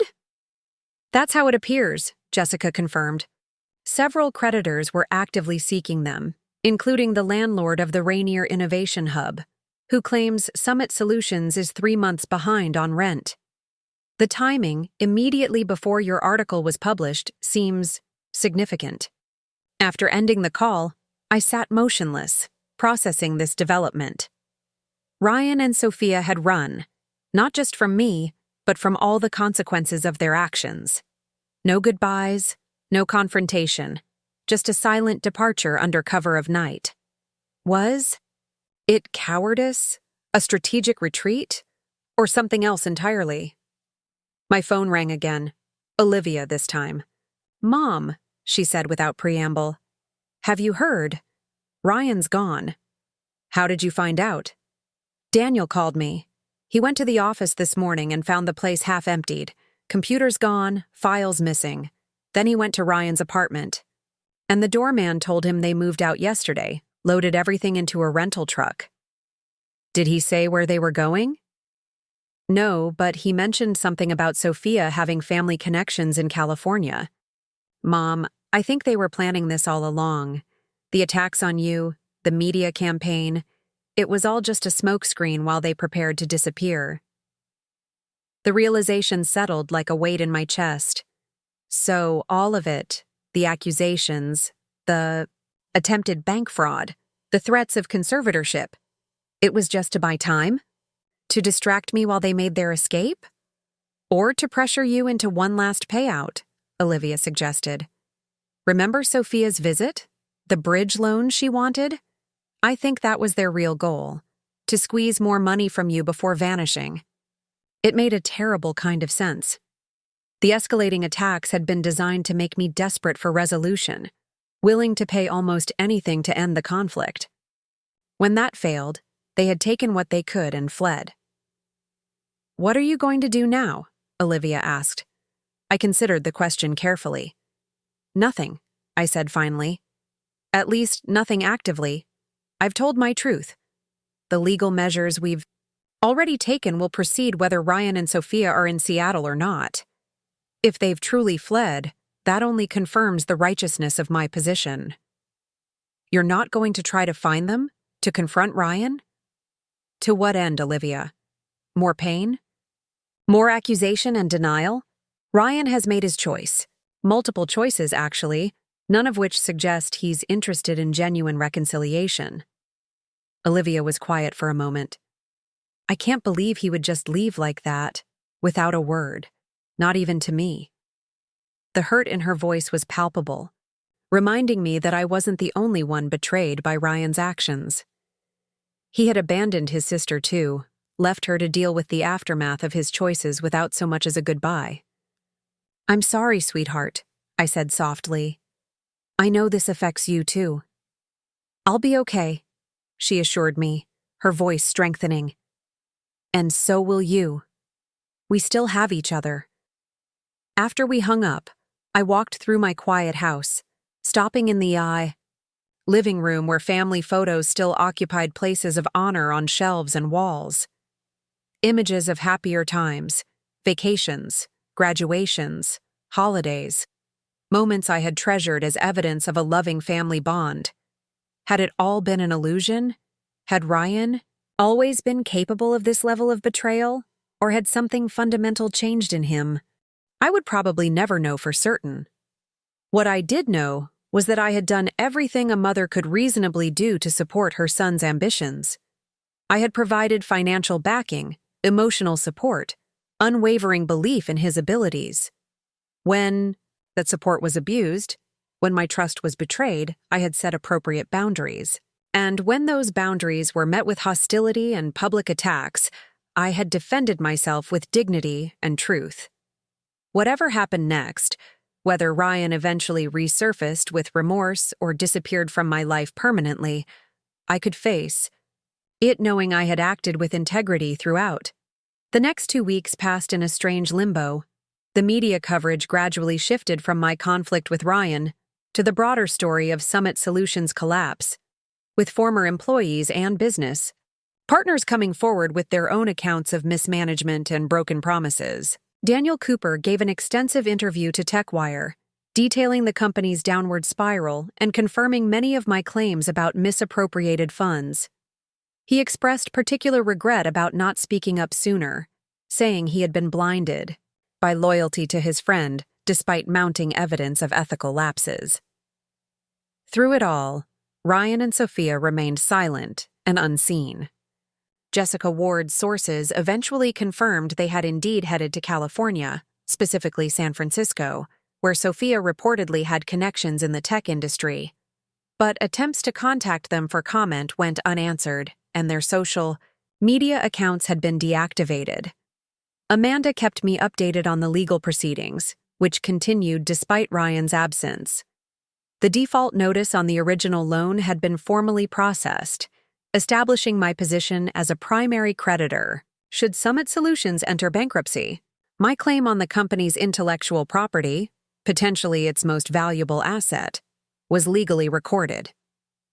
It's unlikely you'll ever recover the full amount, Amanda cautioned during one of our check-ins. But if the technology is eventually acquired by another company, you could see a partial return on your investment. The money was never the primary concern, I reminded her. It was the principle. On a personal level, life began to find a new rhythm. I resumed my volunteer work at the Portland Botanical Gardens, reconnected with friends I had neglected during the Summit Solutions saga, and even started planning the European trip I had postponed when Ryan first sought my investment. Olivia visited when her schedule allowed, and we carefully rebuilt our relationship without Ryan as its centerpiece.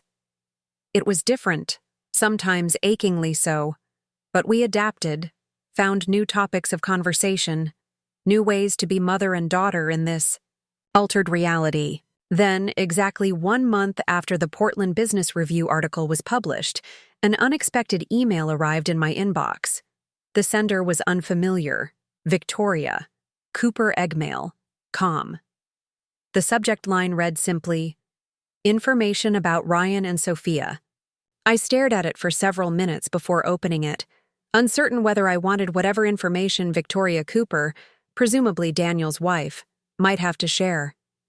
Eventually, curiosity won out. "Dear Mrs. Wilson, We haven't been formally introduced, though I feel I know you through Daniel's accounts. I'm Victoria Cooper, Daniel's wife.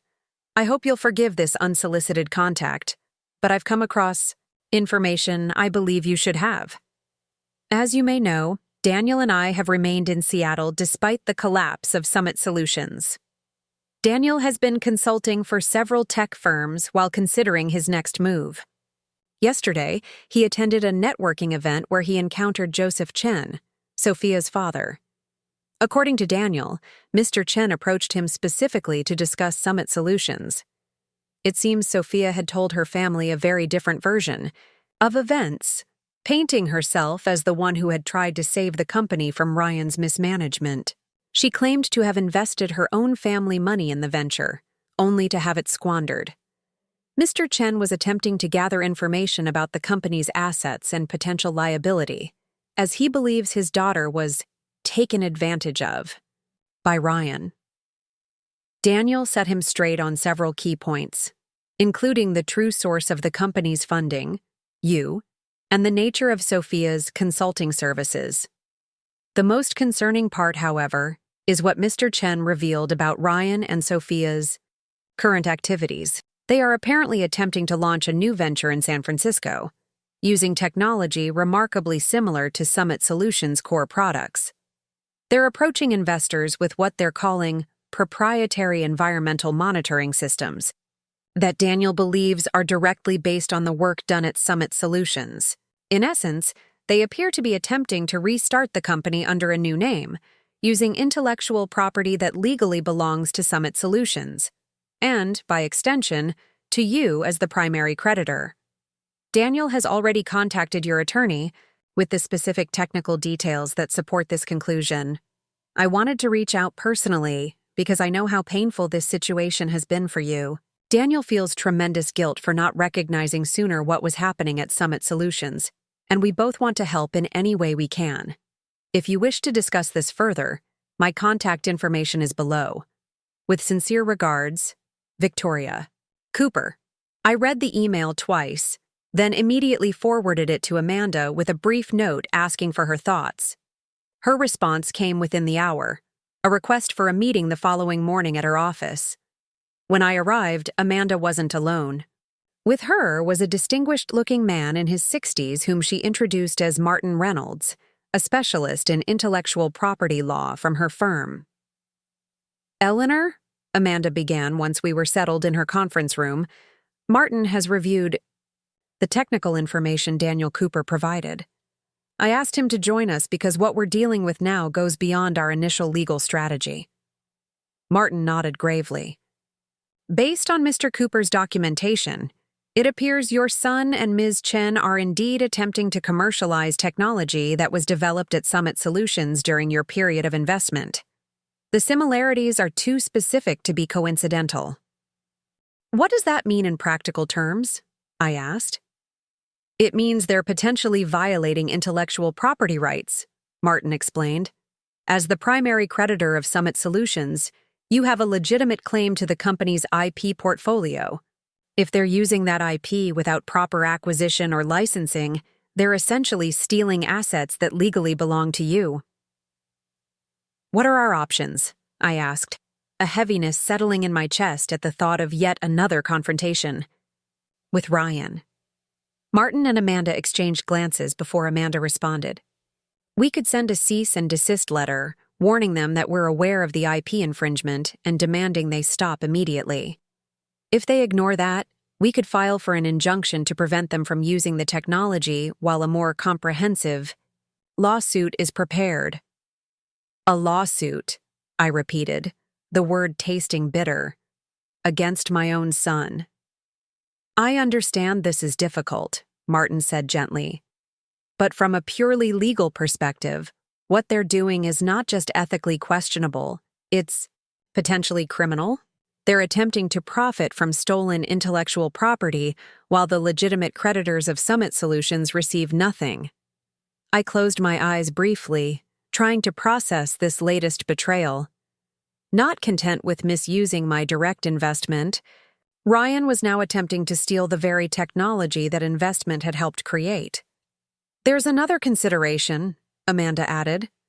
If they succeed in securing investment for this new venture using Summit Solutions technology, those investors could eventually find themselves entangled in our legal claims. By acting now, we may actually be preventing a much larger, more complex legal battle down the road. I need time to think, I said finally. This isn't just a legal decision, it's a personal one as well. They both nodded in understanding. As I left Amanda's office, my thoughts were in turmoil. Every instinct, as a mother, urged me to find some path to reconciliation, some way to resolve this without further escalation. But the evidence was undeniable. Ryan and Sophia were continuing their pattern of deception and exploitation, now with the added dimension of intellectual property theft. That evening, as I sat in my garden watching the sunset paint the sky, in shades of pink and gold, my phone rang. The number was unfamiliar, with a San Francisco area code. With a sense of foreboding, I answered. Mom? Ryan's voice, immediately recognizable despite the weeks of silence. It's me. Ryan, I acknowledged, keeping my tone neutral. I was wondering when I'd hear from you. So you know where I am, he said, not a question but a statement. Yes. A pause, then. I suppose Daniel told you. He always was more loyal, to you than to me. Daniel has acted with integrity throughout this entire situation, I countered, which is more than I can say for you. Another pause, longer this time. When Ryan spoke again, his voice had shifted, becoming something closer, to the son I remembered. Mom, I know things got out of hand. The articles, the allegations, it all spiraled. I never intended for it to go that far. Yet you left without a word, I noted, packed up and disappeared. Not exactly the actions of someone who feels remorseful. I needed space, he said. Time to think, to regroup. Summit Solutions was falling apart, and I couldn't see a way forward. So you decided to start over in San Francisco, I said, using technology developed at Summit Solutions. His sharp intake of breath told me he hadn't expected me to know about that. It's not what you think, he began, isn't it? I interrupted. Because what I think is that you're attempting to profit from intellectual property that legally belongs to your creditors, chief among them, me. The core technology was my idea from the beginning, Ryan protested. My vision, my design concepts. Developed with my money, I reminded him, in a company where I was the primary investor. The legal reality doesn't change just because you've crossed state lines, Ryan. Silence stretched between us, tense with unspoken accusations and defenses. Finally, Ryan sighed heavily. What do you want, Mom? It was the first time he'd asked that question, what I wanted, rather than what he needed from me. It was a small shift, but significant. I want what I've always wanted, I said honestly. For you to take responsibility for your actions. To make amends where possible. To become the man I know you're capable of being. And legally? He pressed. Are you planning to sue me? That depends on you, I replied. My attorney has advised me that I have strong grounds for legal action regarding the intellectual property. But I'd prefer to find a resolution that doesn't involve the courts. What kind of resolution? I had been pondering this question all evening, weighing various possibilities against my own sense of what was right, what was fair, what was necessary for my own peace of mind. A formal acknowledgement of the debt you owe, I said finally. A structured repayment plan based on any success your new venture achieves, and a public retraction of the false accusations you made against me. Ryan was quiet for so long, I wondered if the call had dropped. When he spoke again, his voice was guarded. I need to think about this. Talk to Sophia. Of course, I agreed. But don't take too long, Ryan. Now that I'm aware of what you're doing, I can't simply look the other way. There will be consequences if you continue on this path without addressing the legitimate claims against you. I'll call you tomorrow, he said, then added awkwardly, Thanks for taking my call.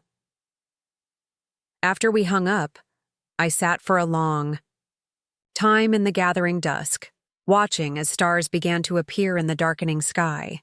The conversation had been brief, tense, inconclusive, yet somehow I felt lighter than I had in weeks. Not because I believed Ryan had suddenly seen the error of his ways or was prepared to make full amends.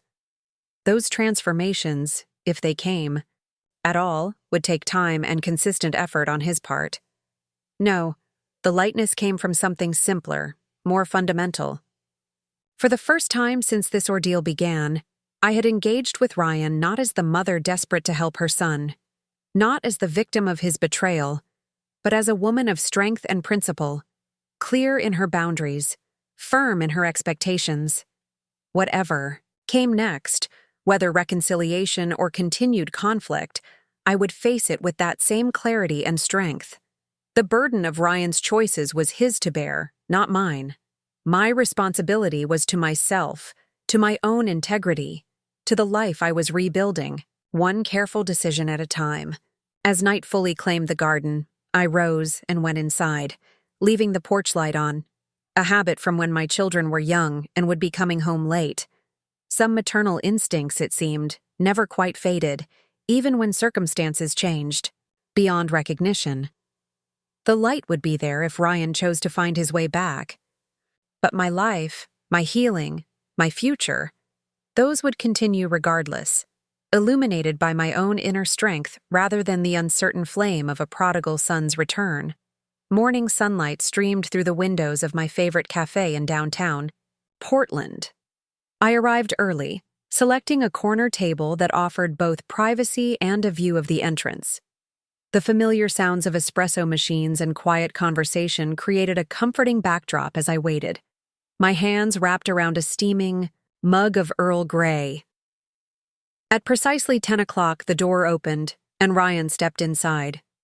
He looked different, thinner, with dark circles under his eyes and a tentative manner that contrasted sharply with his previous confidence. He spotted me immediately and made his way to the table, movements stiff with obvious tension. "Mom," he said, his voice barely audible above the cafe's ambient noise. "Ryan," I replied, gesturing to the chair across from me. "Thank you for coming." For a moment, neither of us spoke. The air between us felt charged with unspoken words, with history both shared and shattered. It had been 2 months since our phone call, 2 months of careful negotiations through attorneys and cautious text messages arranging this meeting. "You look well," he offered finally, his eyes not quite meeting mine. "Thank you," I said simply. No reciprocal compliment came to my lips. He did not look well, and I wouldn't pretend otherwise. Ryan cleared his throat. "So, the papers are all signed. The agreement is official." I nodded. After weeks of negotiation, we had reached a settlement regarding the intellectual property dispute. Ryan and Sophia could proceed with their new venture in San Francisco, utilizing the Summit Solutions technology, but with structured royalty payments to me as the primary creditor of the original company. Additionally, Ryan had published a formal retraction of his accusations against me, acknowledging that his claims of financial manipulation had been inaccurate and unjustified. It wasn't a complete victory, nor was it a total surrender. Like most legal compromises, it occupied the uncertain territory of partial satisfaction, enough for both parties to move forward, not enough for either to feel wholly vindicated. "Is Sophia adjusting to the terms?" I asked, genuinely curious about how his fiancée had responded to the settlement. A flash of something, discomfort, regret, crossed Ryan's face. "Sophia and I are no longer together." This surprised me, though perhaps it shouldn't have. "I'm sorry to hear that," I said, and meant it despite everything. Breakups were rarely easy, even when the relationship had been problematic. "Are you?" Ryan asked, a hint of the old bitterness seeping into his voice. You never liked her. I didn't like her influence on you, I corrected gently. There's a difference. But I never wished unhappiness for either of you. Ryan looked down at his hands, which were fidgeting with a paper napkin. It was my decision, not hers. After everything.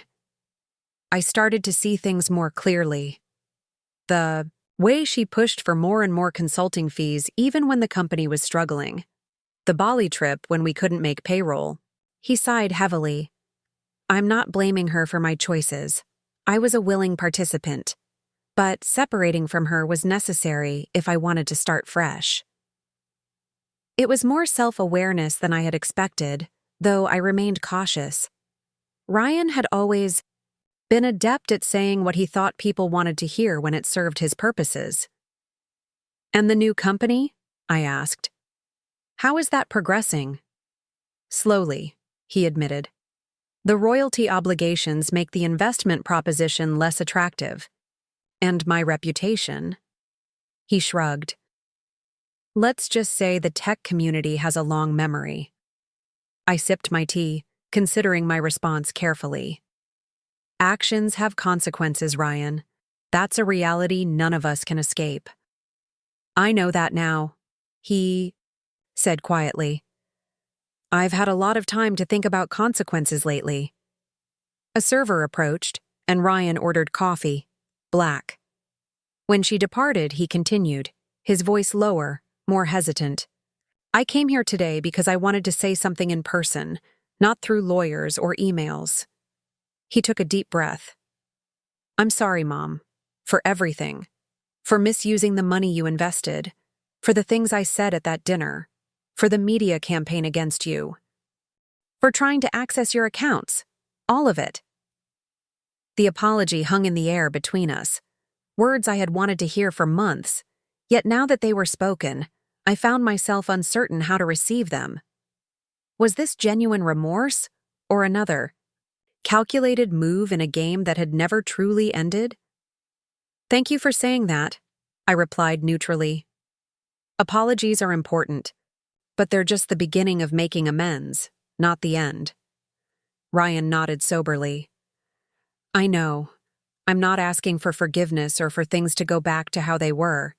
I'm not even sure that's possible. I just needed you to know that I recognize how badly I've behaved, how much I've hurt you. His coffee arrived, and he wrapped his hands around the mug, mirroring my posture. The gesture reminded me of James, who had held coffee cups the same way. The resemblance sent an unexpected pang through my heart. What are your plans now? I asked, steering us toward safer territory. I'm staying with a friend in Portland for a few weeks, he said. The new company is on hold while I reassess. I'm actually considering a completely different direction. Oh? He hesitated, then continued. There's a nonprofit in Oakland working on implementing environmental monitoring systems in underserved communities. They can't pay much, but they're interested in the technology. It would be meaningful work, using my skills for something genuinely beneficial. It was hard not to notice the change in his demeanor as he spoke about this possibility. An earnestness, a quiet enthusiasm that reminded me of the Ryan I had known before Summit Solutions, before Sophia, before all the betrayal. That sounds promising, I acknowledged. A chance to rebuild professionally while doing something worthwhile. It's still in early discussions, he cautioned, and given my recent history, they're understandably wary.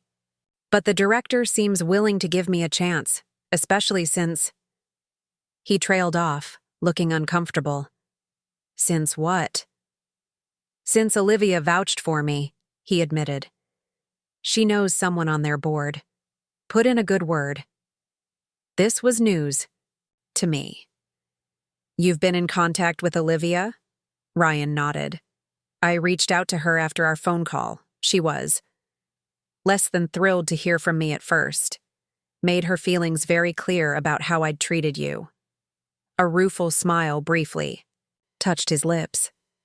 But eventually, she agreed to meet for coffee when she was in San Francisco for a conference. We talked for hours. I felt a complex mix of emotions, surprised that Olivia hadn't mentioned this to me, a tinge of what might have been jealousy, and underneath it all, a quiet gratitude that my children were finding their way back to some form of relationship. Olivia has a generous heart, I said finally. She always has. She made it clear that any relationship between us was contingent on me making things right with you, Ryan added. She's protective of you. You raised her well. I raised both of you, I pointed out softly. The same values, the same love. Ryan's expression clouded. And yet look how differently we turned out. Look how differently we treated you. People make their own choices, I said. As parents, we can guide, teach, love, but ultimately, each person decides who they will become. You still have those decisions ahead of you, Ryan. Every day is a chance to choose again. He studied my face, his eyes searching for something, forgiveness, perhaps, or reassurance. Do you think we can ever repair what's broken between us? It was the question I had been anticipating since he first called 2 months ago, the one I had been asking myself with increasing frequency as the legal negotiations progressed toward resolution. I had rehearsed various answers in my mind, ranging from gentle platitudes to firm boundaries. But now, facing my son across the cafe table, I found myself speaking a deeper truth than any I had prepared. I don't know, I said honestly. What was broken wasn't just trust or money, though those were significant. What broke was my understanding of who you were, who we were to each other. I looked at my son and suddenly saw a stranger, someone capable of cruelty and deception I never imagined you could possess. Ryan flinched but didn't interrupt. Rebuilding a relationship after that kind of fracture isn't about apologies or legal settlements, I continued. It's about consistent actions over time. It's about you becoming someone I can trust again, not because you're my son and I want to trust you, but because you've earned it through integrity and honesty. And if I do that work? He asked, his voice strained. If I become that person? Then perhaps we find a new way forward, I replied. Not the relationship we had before, that's gone, but something different. Something built on a more realistic understanding of who we both are. Ryan nodded slowly, absorbing my words. I'd like to try, he said simply. I don't expect anything from you. Not money, not forgiveness, not even a relationship if you decide that's not what you want. But I need to try, for myself as much as for you. For the first time since he'd entered the cafe, I felt a flicker of genuine hope, not because his words were particularly profound or his promises especially convincing, but because of the absence I sensed in them, an absence of manipulation, of calculated charm, of the subtle pressure tactics he had employed so effectively in the past. I can accept that, I said. But Ryan, understand something. My life has changed too. I'm not the same mother you left behind when you fled to San Francisco. I've discovered strengths I didn't know I possessed. I've rebuilt relationships and created new ones. I've redefined what matters to me. Any new connection between us will need to respect who I've become, not just who you're trying to be. I'd like to know that person, he said quietly. The woman who stood up to me, who refused to be manipulated or controlled. The mother who chose her own integrity over enabling her son. That's someone I could learn from. Our conversation continued for another hour, carefully navigating the safer territories of Ryan's potential nonprofit work, Olivia's recent promotion at the hospital, and my plans for the European trip I had finally scheduled for the following spring. We avoided the more treacherous waters of Sophia, Summit Solutions' remaining debts, or the painful details of our public conflict.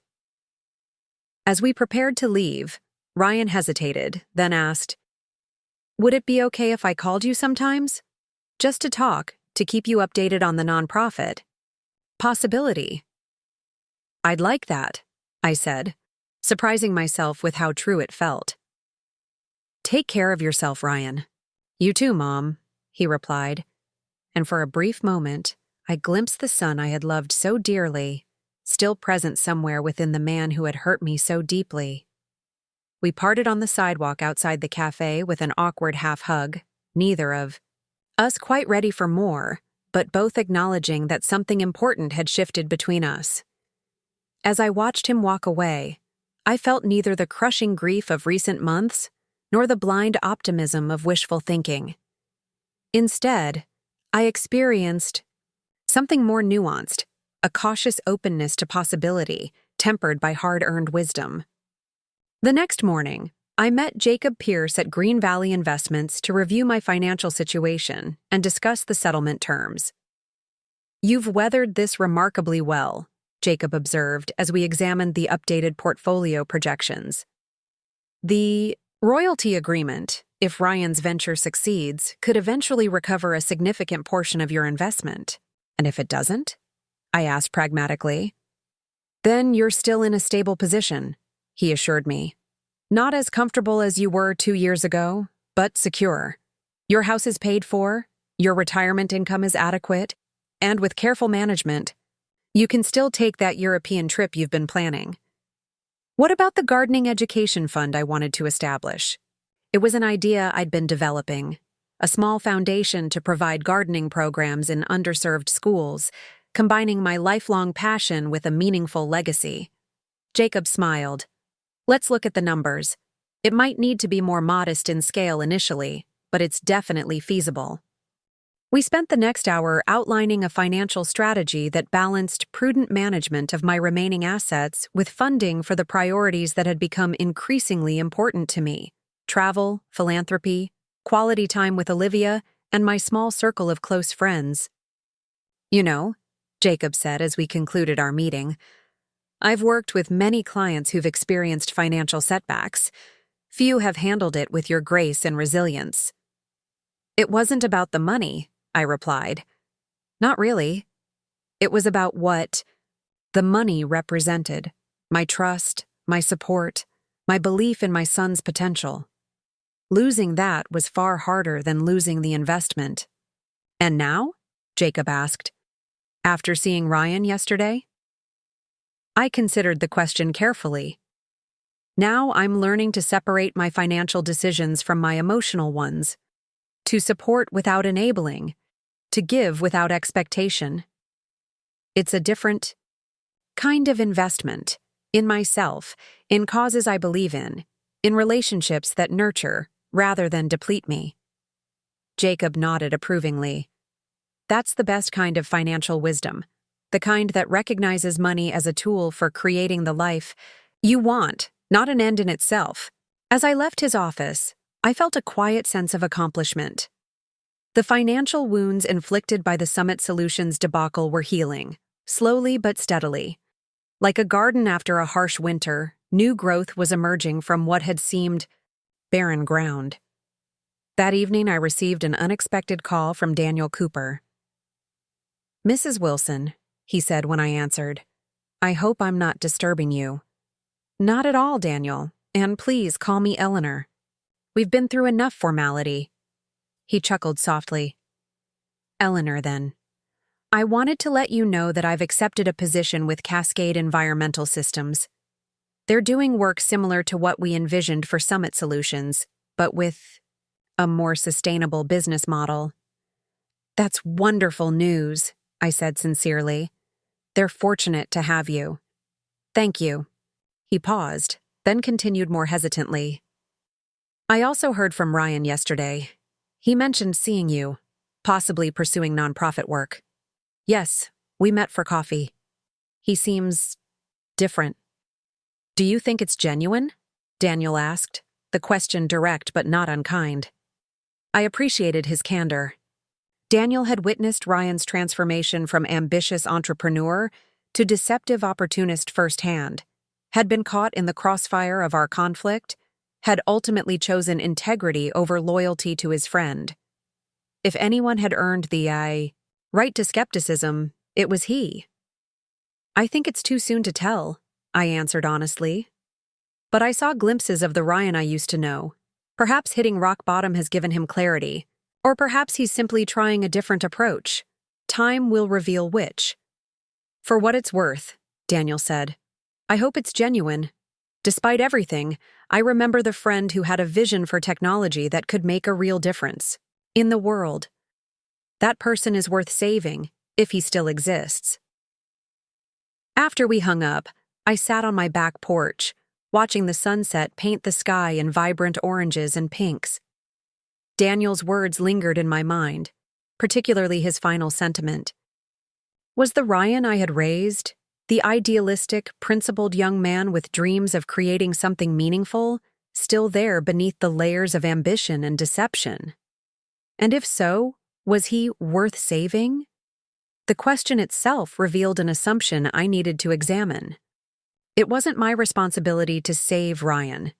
He was an adult who had made his choices, experienced the consequences, and now faced the challenge of rebuilding his life and reputation. That work was his alone. My responsibility was to myself, to the life I was creating in this new chapter, to the boundaries I had established, to the values I refused to compromise. If Ryan chose a path of integrity and genuine change, perhaps our relationship could evolve into something new and healthier. If not, I would continue forward without him, sad but unbowed. 2 weeks later, Olivia arrived for her planned visit. As we prepared dinner together in my kitchen, the familiar choreography of our movements, her chopping vegetables while I tended to the sauce, created a comforting rhythm. So, she said casually, did Ryan tell you he's taking the nonprofit position in Oakland? He mentioned it was a possibility, I replied, stirring the sauce. He didn't say he'd made a decision. He called me yesterday to let me know. Starts next month, at half the salary he was making at Summit Solutions. He seemed excited about it. I processed this information, noting that Ryan hadn't called me with the update despite our cafe conversation. Are you in regular contact with him now? Olivia set down her knife, turning to face me fully. I was going to talk to you about that. I've been speaking with Ryan weekly since we met in San Francisco. I didn't mention it because I wasn't sure how you'd feel about it. You don't need my permission to have a relationship with your brother, I said gently. I know that, she acknowledged. But after everything he did to you, I didn't want you to think I was choosing sides or betraying your trust. I reached over and squeezed her hand. Sweetheart, family relationships aren't a zero-sum game. You loving your brother doesn't diminish. Your loyalty to me, I would never want to come between you. Olivia's shoulders relaxed visibly. He's really trying, Mom. The nonprofit job, therapy twice a week, even volunteering at a community garden on weekends.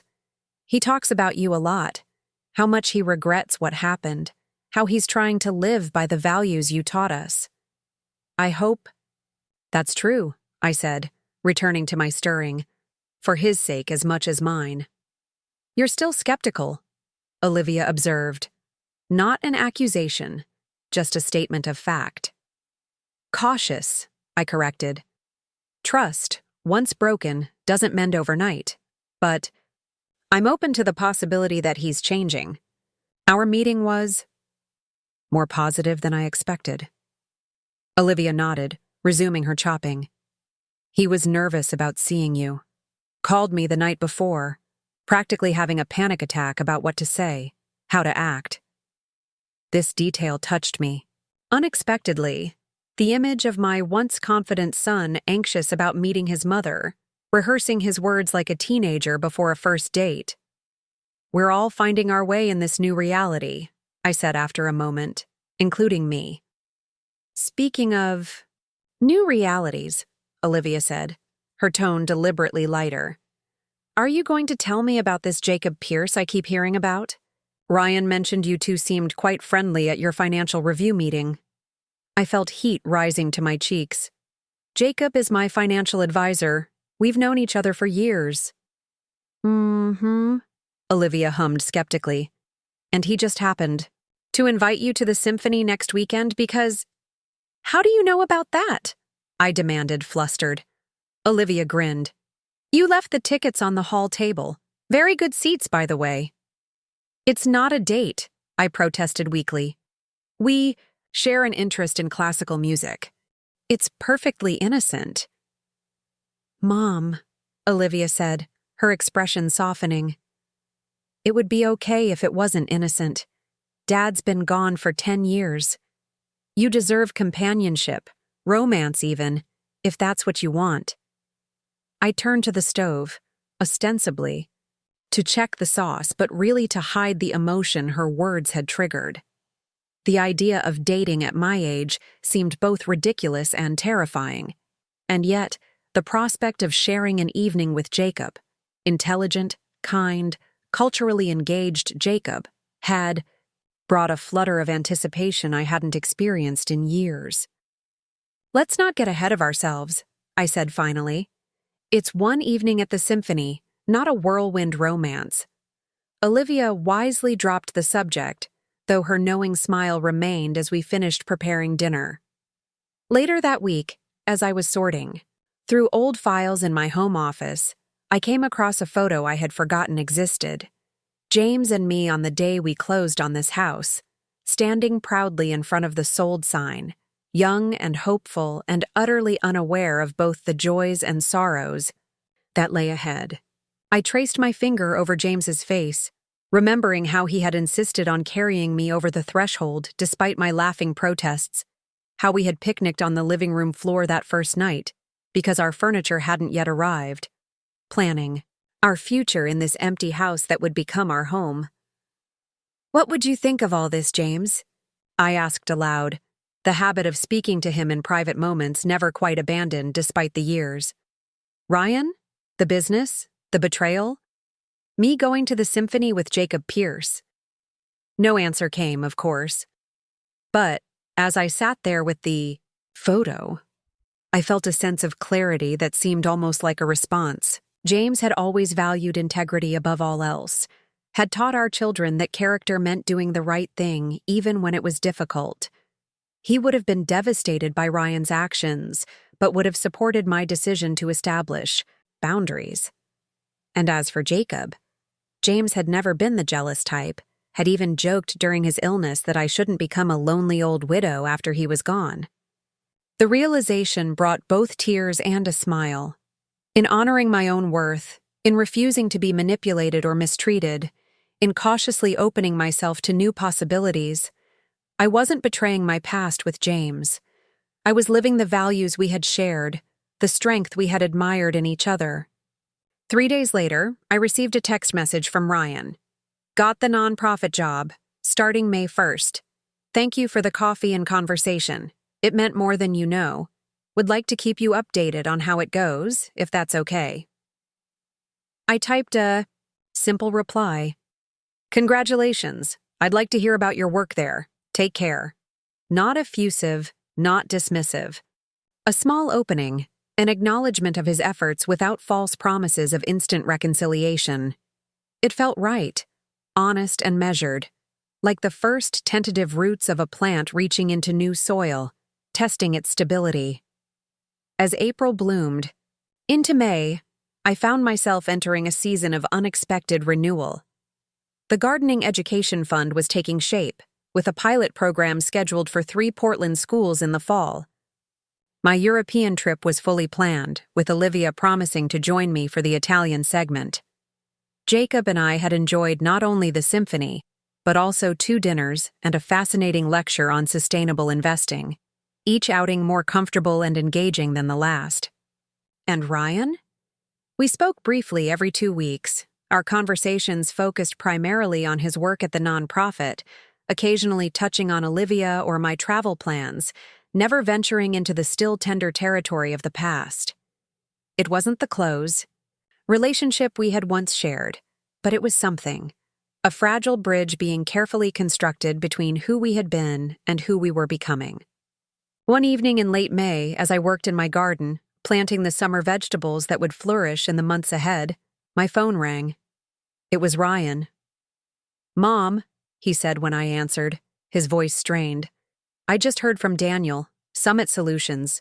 Patents have been acquired by Cascade Environmental. The deal includes paying off the remaining creditors, including the royalty obligation to you." I set down my trowel, processing this unexpected news. "That's positive, isn't it? For everyone involved?" "It is," he agreed. "But Mom, the amount they're paying? It's substantial. After all creditors are satisfied, there's actually a remainder that will come to me as the original founder." "I'm glad to hear that," I said sincerely. "A fresh start with no financial cloud hanging over you will make things easier." Ryan was quiet for a moment, then asked, "Would you be willing to meet me in Portland this weekend? There's something I'd like to discuss in person." Curious and slightly wary, I agreed. We arranged to meet at the Portland Botanical Gardens, a place I visited often as both a volunteer and a visitor seeking peace among the carefully tended landscapes. 2 days later, I found Ryan waiting near the Japanese garden section, a manila envelope in his hands. He seemed nervous, shifting his weight from foot to foot as I approached. "Thank you for meeting me," he said, gesturing to a nearby bench where we could sit among the meticulously arranged rocks and carefully pruned trees. "What did you want to discuss?" I asked once we were seated. Ryan handed me the envelope. "I want you to have this." Inside was a cashier's check for an amount that made my eyes widen in surprise, the exact total of my original investment in Summit Solutions, plus the accumulated interest it would have earned over the past 2 years. "Ryan," I began, "the settlement agreement doesn't require—" "This isn't about legal requirements," he interrupted gently. "This is about doing what's right. You invested in me, in my dream, and I betrayed that trust. The settlement was a compromise. But this—" He gestured to the check. "This is restitution. Complete repayment of what you're owed." I studied his face, searching for signs of manipulation or hidden agenda, finding instead a quiet determination that reminded me of his father. "The nonprofit salary can't possibly leave room for this kind of payment," I observed. "This must be everything from the patent acquisition, possibly more." Ryan nodded. "It is. Every penny." I spoke with my therapist about it extensively. She agrees that making full financial amends is an important step in my recovery process. But more importantly, it's what I need to do to live with myself. I looked down at the check, then back at my son, feeling a complex mixture of emotions. Gratitude for the gesture, sadness for all that had been lost despite this restitution, and somewhere beneath it all, a flicker of pride in the man sitting beside me, choosing the harder, more honorable path when an easier one was available. "Thank you," I said simply. "This means a great deal." "I don't expect it to fix everything between us," Ryan said quickly. "I know it doesn't erase what happened, but I hope it shows that I'm serious about making amends, about becoming someone worthy of your trust again." In that moment, surrounded by the peaceful harmony of the Japanese garden, I allowed myself to believe that perhaps the Ryan I had raised, the one with a moral compass and capacity for growth, hadn't been entirely lost after all. Hidden, buried, temporarily abandoned, yes, but not irretrievably gone. "It's a significant step," I acknowledged.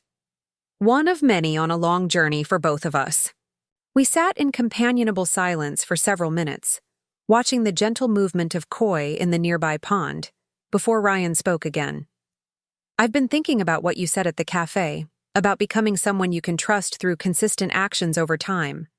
I want you to know I'm committed to that process, however long it takes." "I believe you," I said, and was surprised to realize I meant it. Not completely, not without reservation, but enough to nurture the seed of possibility between us.